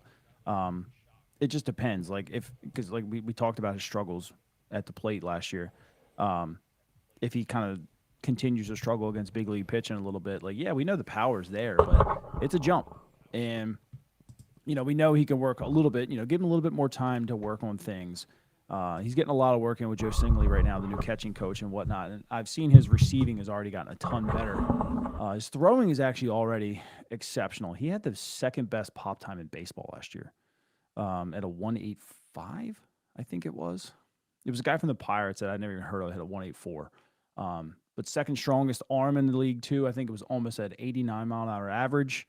And then Adley was fourth, which a lot of people, I bet you probably didn't know that either. But both of their exchange times sucked. They were both like mid-30s as far as actually like when they catch it to where they get it into their hand. So, I mean, that's something I would probably like lean heavy on with Singley to fix that this year. And hell, both of them might be throwing the shit out of the ball, or excuse my French, throwing the absolute crap out of the ball.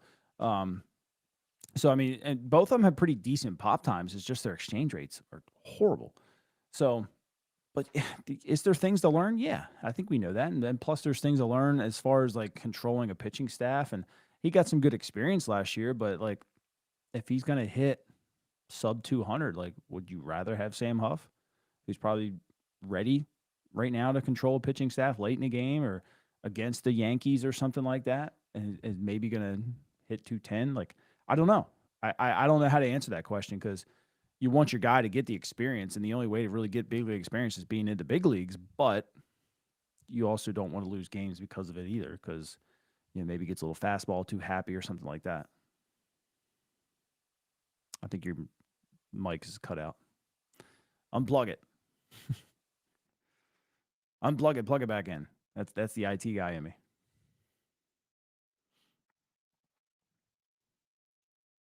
No, didn't kick in yet. Can you hear me? No, that went over to your webcam, I think.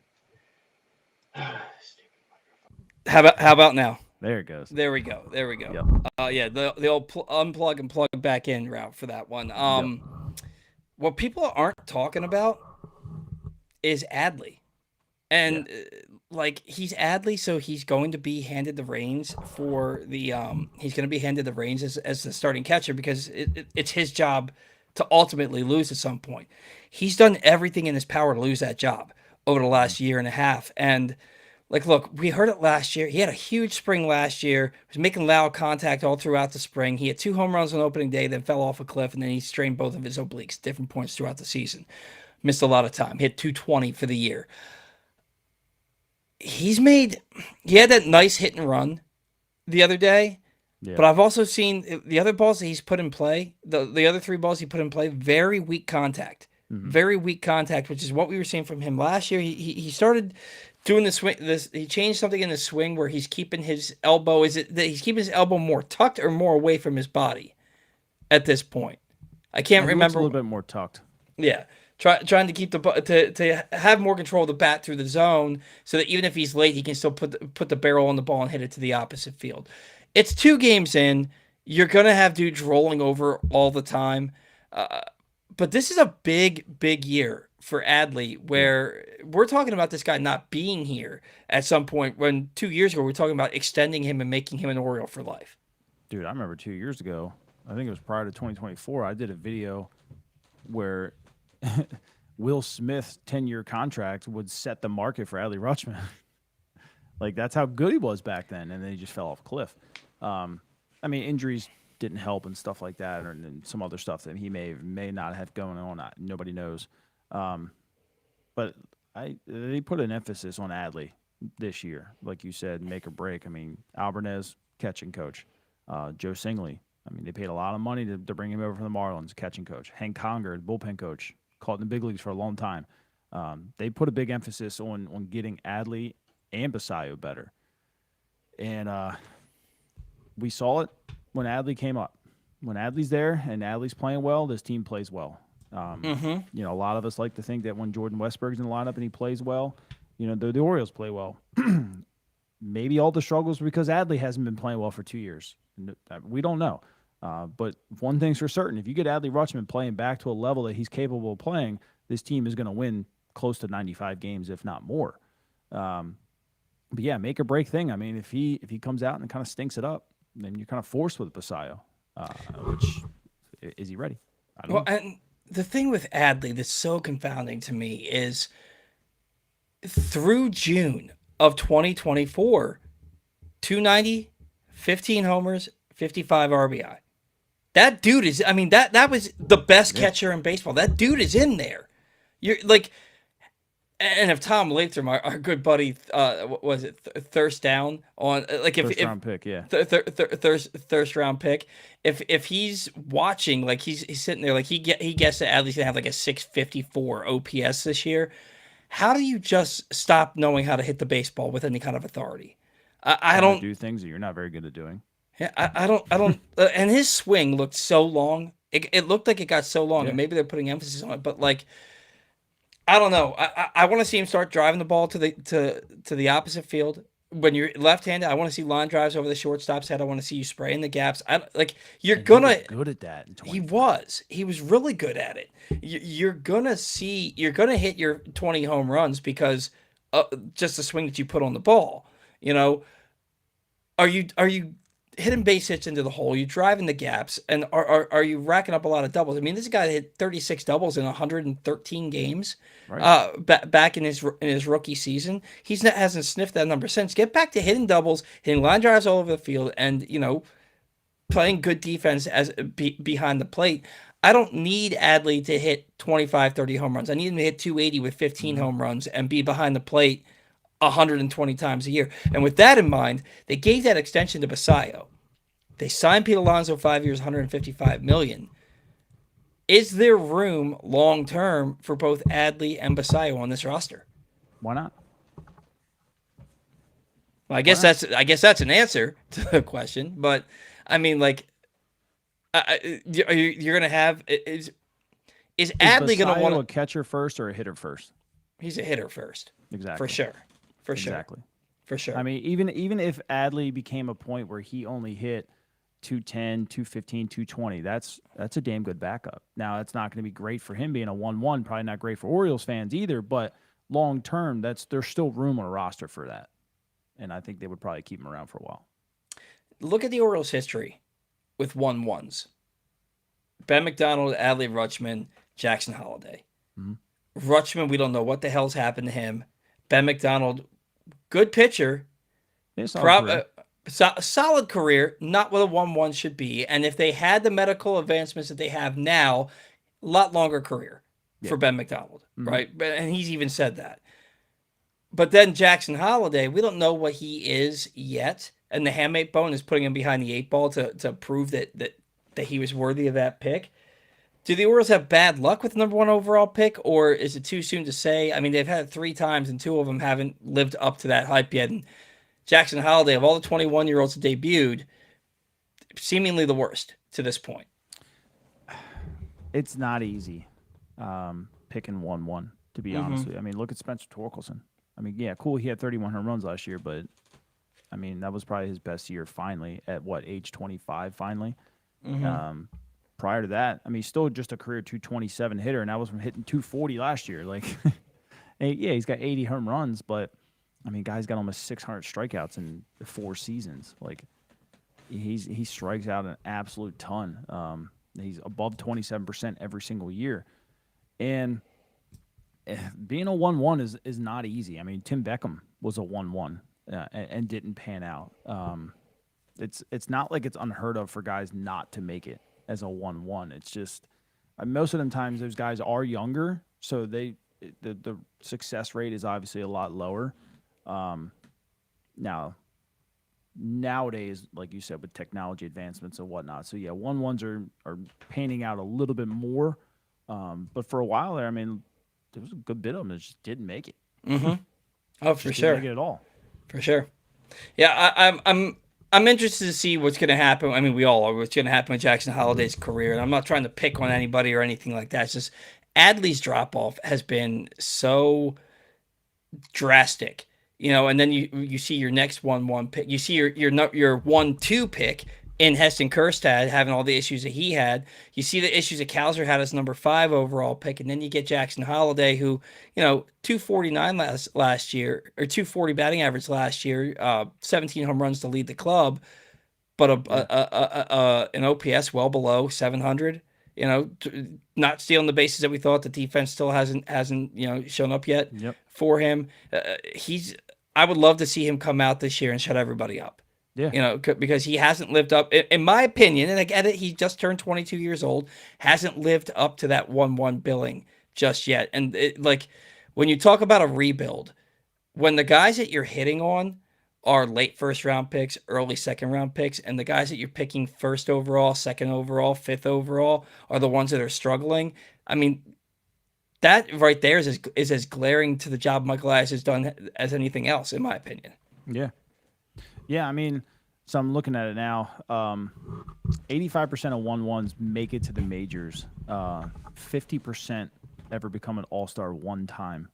And only 10% has ever made it to Hall of Fame. So being a 1-1's not easy, man. I mean, what was it? Was it Aiken? Brady Aiken back in 2014 for the Astros. And then Mark Appel, wasn't he a number one overall? Mark Appel, same team. Yeah. Matt Bush, 2024, was actually a shortstop for the Padres. Now he's a freaking closer, or was for a little bit. But I mean, there's guys that don't make it. Jackson's in rare territory coming up at his age to really worry about anything yet. I don't think there'd be a person in baseball that would be worried about what Holiday has done so far if guys like Merrill and the other Churio didn't come up and do what they did at 21. Mm-hmm. What they did, what those two Jacksons did at 21 is almost unheard of in baseball. Yeah. And to think that Connor Griffin's going to come up and do that kind of thing this year at 19, like, come on, guys. Like, it takes a bit.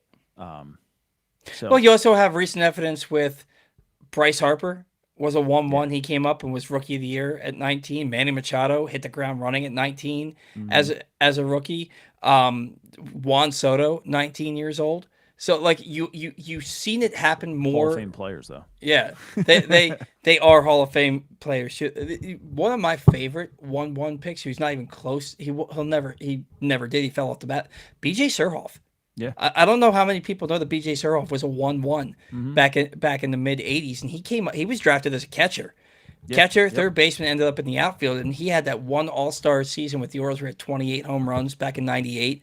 I love B.J. Surhoff, but that was a 1-1 who, if you look at his career, shouldn't have been a 1-1. Yeah. But he had a long and solid career, and that's the other thing is there's a lot of emphasis put on having a big career. If you're a 1-1, you can have a career like B.J. Surhoff where you take B.J. Surhoff on any team that you ever fielded, but you look at that career, you would be shocked that anybody picked him first overall. Well, you remember Mickey Moniak? Mm-hmm. He finally, just now last year at 28 or 27, figured it out. Yeah. For the Rockies. Now, he had 270, 24 home runs, but this was a 1-1 guy that literally couldn't do anything for Philly. He had a solid year for the Angels back in 23, 24, something like that. Yeah, it was okay. Yeah.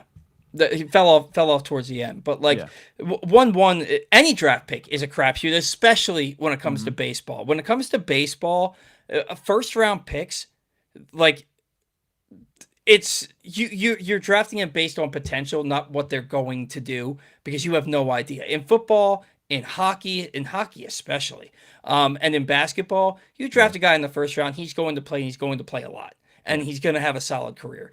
For the most part, baseball, you have no clue what's going to happen. And I see you guys saying we should have taken Bobby Witt. It's really easy to say that now. It's incredibly easy because Bobby's a great player.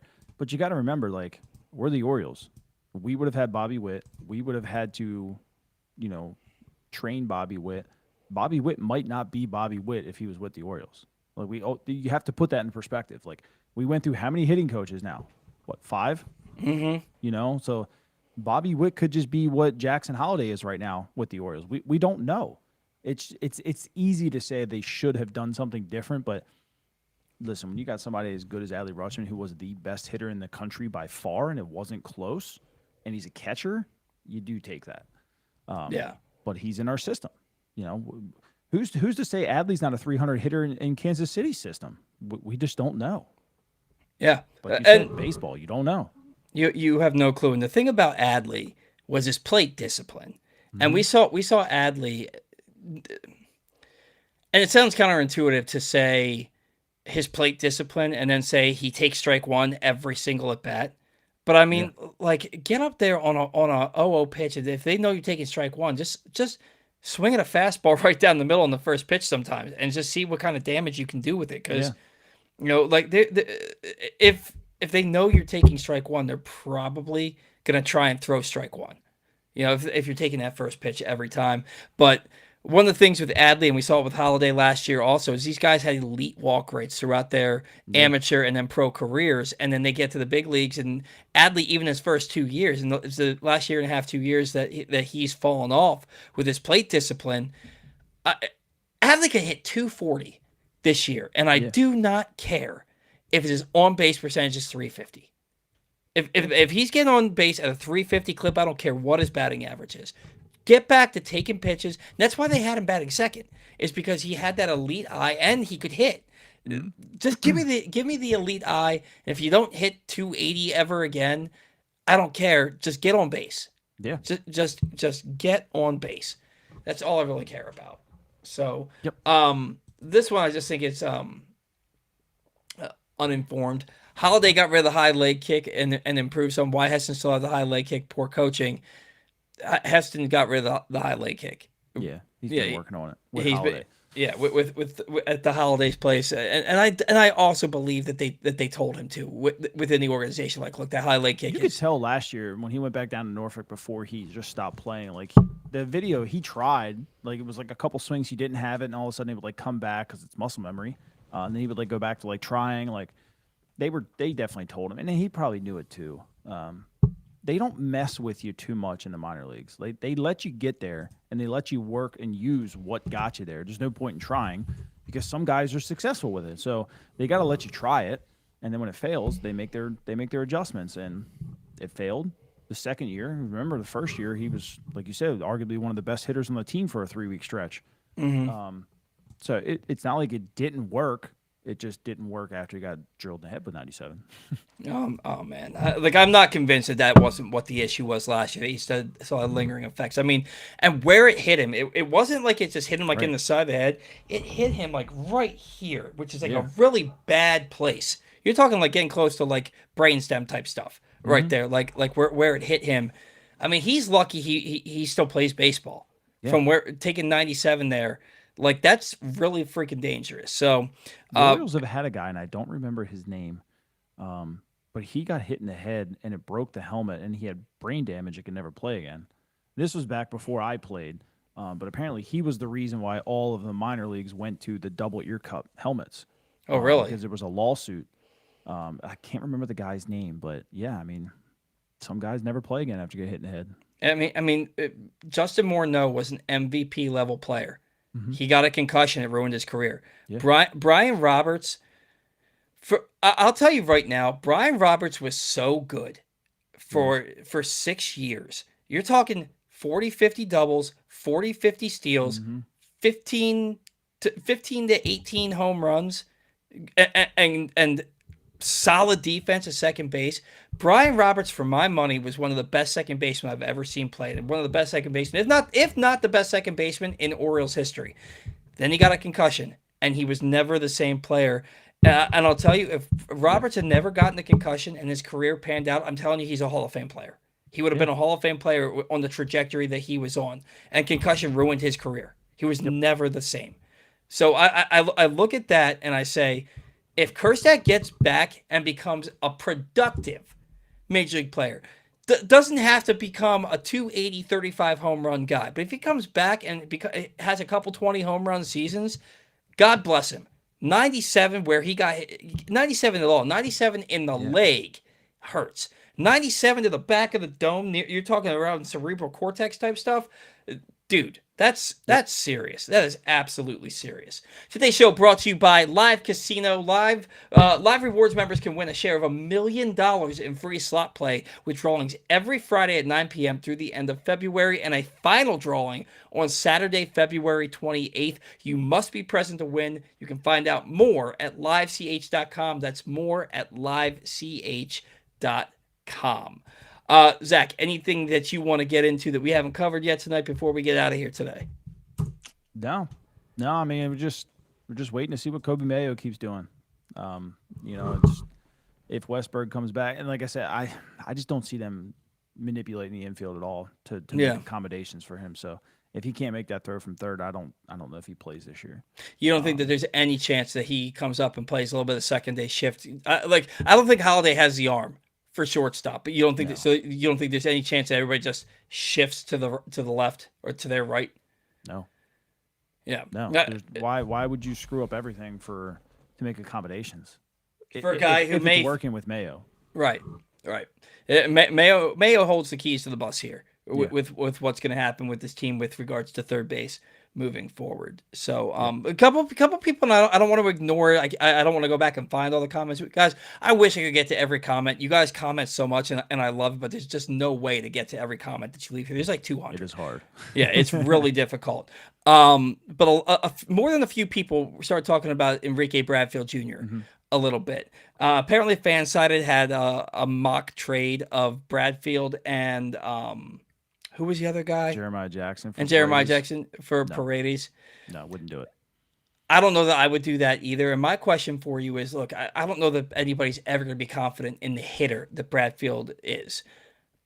But if he gets on base with the speed that he has and the defense, does he have a spot in the future of the Baltimore Orioles? Does he have a spot with the Orioles at some point this year? Because I think his defense is big league ready. And if he can find a way to lay a couple bunts down a week, luck into a couple hits, square up a couple balls, I don't think he's ever going to hit 250 in the big leagues. But if he hits 210 and finds a way to get on base, does he have a role on a big league team? I think he'll end up being a fourth outfielder, but they spent the 17th overall pick on him. I wouldn't see why he wouldn't be on the playoff roster this year. Even if he doesn't have any kind of big league time this year, you want that speed in the playoffs. Right? You defensive replacement, speed. I mean, Kansas City did it with the guy that just recently passed away. Rest in peace to him. I forget his name. Was Terrence Gore? Is that Terrence what it was? Gore. Terrence Gore. I mean, Terrence Gore. People carve out roster spots for guys like that, and that's exactly what Bradfield is. So, if we make the playoffs, I could certainly see him on it.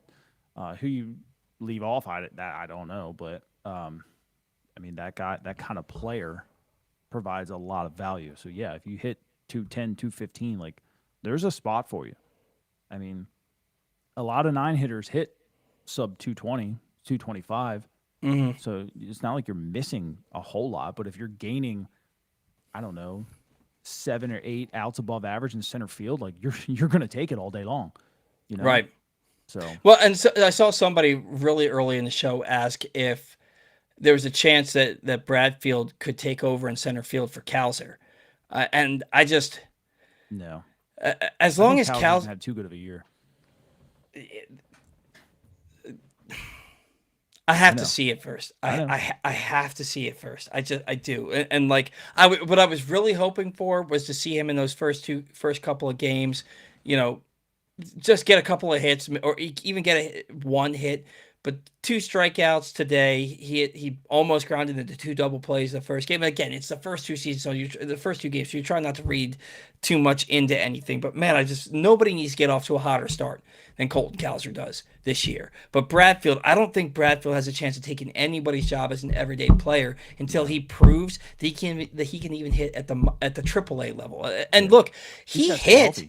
Exactly. The issues that he's had are soft tissue issues, hamstrings, quads. When your main game is your defense and your speed, you can't be having soft tissue issues. You just can't. I mean, look at Lamar. Lamar wasn't the same player after popping that hammy this year. Yep. Like you've got to find a way to keep your legs healthy. And the thing about Bradfield, they took him 17th overall a few years back, and he hit at the lower levels. He hit at he even hit at AA. But there's a lot of people who have watched him play. I've never actually seen him play. I've seen highlights of him playing, but they're highlights. They've watched him play and they're like, he's not going to hit at the big league level. He just isn't. So I think that the ceiling for his career is starting on a really bad team or being a fourth outfielder on a solid to really good team.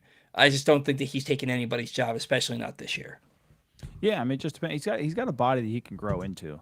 The hands are fast to where it could work in the big leagues, but he's just got to get the barrel to it. It all just. I mean, look, he's turned on 99, so it's not like he can't do it. It's just I think people want a center fielder that's going to have an 800 OPS. So I mean, you don't need that out of him. Yeah. 650 and is probably fine with that defense. And that's the thing, and that's where I kind of like. I would be okay if Calzer were in left. I don't feel like getting into the whole roster breakdown. It's almost 10:30 as it is, but I would be okay with Bradfield playing center field every day because of the defense he brings, and when he does get on base, it's a triple essentially. Yeah, I would be okay with that because of the roster that they've built, right? Yeah. And they've built a roster where 1 through 8 are all guys that can hit 20, 30 home runs. So Bradfield can only hit 210, but he'll steal 50 bases and give you and be a positive WAR player because he's just that damn good as a defensive center fielder. I'm okay with that. Not everybody on your team needs to hit 250 plus with 20 plus home runs. There's room for a guy like Bradfield. I just think that they want to see him produce at a consistent level for a solid amount of time at AAA before they're ready to give him any kind of job here. I don't disagree. Last year. Yeah, and I don't disagree with you that he should be on a playoff roster because of what he. Gerard Dyson, I don't think got a single at bat in the World Series. Yeah, there's room for those kind of guys. Yeah, but I mean, in Double A, he's got a 784 OPS in Double A in 77 games. Right. I mean, he can hit. It's just, is it going to translate? I don't know. As a left-handed hitter, and let's say that he struggles to hit velocity. And he's not turning on 99, but he's hitting a weak ground ball to the left side of the infield coming out of that left-handed batter's box. How many infield singles is that guy going to have? A lot. I mean, Cedric Mullins, I think in 2021 or in 2020, Cedric Mullins led the majors with 9 infield hits, and he is nowhere near as fast. A lot of people think Ced's fast. Ced has that quick twitch stuff, and he gets good jumps on the ball. He's not that fast. There's like 9 guys on the Orioles roster that were faster than him last year. Mm-hmm. But Bradfield, he's got 80 grade speed coming out of a left-handed batter's box. He'll beat out a lot of ground balls to the left side of the infield, a lot of slow rollers. And if he hits the ball weak enough, man, he's going to get a lot of infield singles. I'm not writing him off yet. And I saw the 784 OPS at Double A, and I'm like, why do people think he can't hit? That's nothing to sneeze at. Yeah, I mean, especially in 77 games. So it's not like it was just a cup of tea. Mm-hmm. I mean, that was a half a season, if not, majority of the season. He got hurt most of last year. He missed a lot of time. But, I mean, let's see what he can do. I wouldn't say anything about anybody right now until we can finally see what they do. The Arizona Fall League, I saw the stance, and I thought it was really, really ugly. And that one, I would say, yes, this dude's never hitting. But he's already kind of closed it back off. The hands are still a little here, which is, I guess is okay. I don't know, but it's the stance itself is better. It's already getting him in a better position, and the hands are fast. So I'm just glad he stopped doing that whole I mean, it was like Coco Crisp, but 20 times worse. It was bad. And I don't know who told him that. I don't know who idea it was. I don't know if he was having an issue seeing the ball. I don't know, but it was bad. It was ugly. Well, I'll tell you, the thing that I would preach to him is, look, man, just put the bat on the ball. Put the bat on the ball, use your legs, and let something happen. Because you can't steal first base like everybody says, but you're not getting there if you're swinging through stuff. So as long as he can make contact, I trust that he'll figure it out to make himself a quality piece on a big league roster. Whether if he he's becomes a David Lowe, how would you feel? I hated David Lowe. Did you? I hated David Lowe. Like they signed him. Solid career though. Yeah, I mean, did he? I think. I mean, for defensively, yeah. Yeah, I mean, he played 6 years though. Yeah. He played a little bit more than that, didn't he? They had David Lowe. Five years in the big leagues, yeah. Yeah. The thing about him, the year before the Orioles got him, he hit 284 in 330 at bats, and we were convinced that he was going to come here and be an everyday player and be their 2-hitter. Yeah. And then he got off to such a slow start for them. And then all we heard about was how he has 4% body fat and he allows himself to eat 1 slice of pizza every year as his cheat meal. That's the only thing I remember about him, other than he didn't live up to what I thought he was supposed to be when they signed him, and I was really pissed off that he was a bum here. So if he's David Lowe, sorry, see you, man. Get out of my face. Yeah. But we're saying, so David Lowe was a 671 OPS. So if you're bringing elite center field, are you okay with 671? Phew, that's low. Yeah. That's a low number. I mean, wasn't Jackson right around that last year? Mm-hmm. Yeah. And Jackson had his moments. Yeah. Look, man, tied for the team lead with 17 home runs. So, I mean, but that's the other thing, though. David Lowe, what's his career high for stolen bases? Like 13, 14? Yeah, it wasn't many. Yeah. So, like, he had 17 total. Yeah, 17 total stolen bases. So the thing for me is, and he was caught 13 times. if Jesus, if Bradfield has a 671 OPS, he's stealing 50 bags. Yeah. He's going to steal 50 bags, and he's going to play better defense than David Lowe ever dreamed of. David Lowe was a good defender. He won't be at the level. He was never at the level that I think Bradfield can be at the big league level. So, yes, I think I could live with 671 because I don't think Jorge Mateo was ever close to 671. And he still stole 30 bases 2 or 3 times. Right. Bradfield at 671 is a 50 stolen base guy, and if he gives you Gold Glove caliber defense in center field, and he's getting the balls that nobody else gets to, how many runs is he saving with his defense? Yeah, that's the kicker. He goes over 4 with 3 strikeouts in a game. But, he reaches on an error or he walks and he steals a couple of bases and he makes 3 game-saving catches in that game, or he catches a ball in the gap on his feet that somebody might have to dive for and not catch. Like, he's saving you runs with his defense. So the next best thing you got to worry about, too, is the fact that he's on first base and you have either Gunnar Henderson or Pete Alonso in the box, and you got to worry about this guy swiping the bag. And then you throw over twice. Yeah. And then, like, how many times he's going to be on first base and end up on third? Yeah. Or you're literally serving a meatball up to Pete Alonso or Gunnar Henderson because he's there, especially in the playoffs. Yeah, and that's the other thing that people don't think about when they say that he doesn't have that.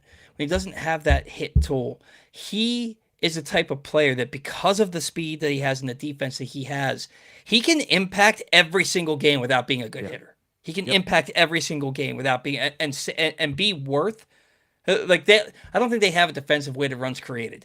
But how many runs is he going to create by the runs that he saves? Yeah. So it's and he can bunt. Exactly. He can bunt really well. Like the more I talk about him, the more I'm like, man, I just want to see what he can do at the big league level because and my expectations for his bat are so low that anything that he gives you above a 200 batting average and above a 290 on base percentage is a bonus. That guy gets on base 30% of the time and look out. Yeah. Look out. I agree. So, all right.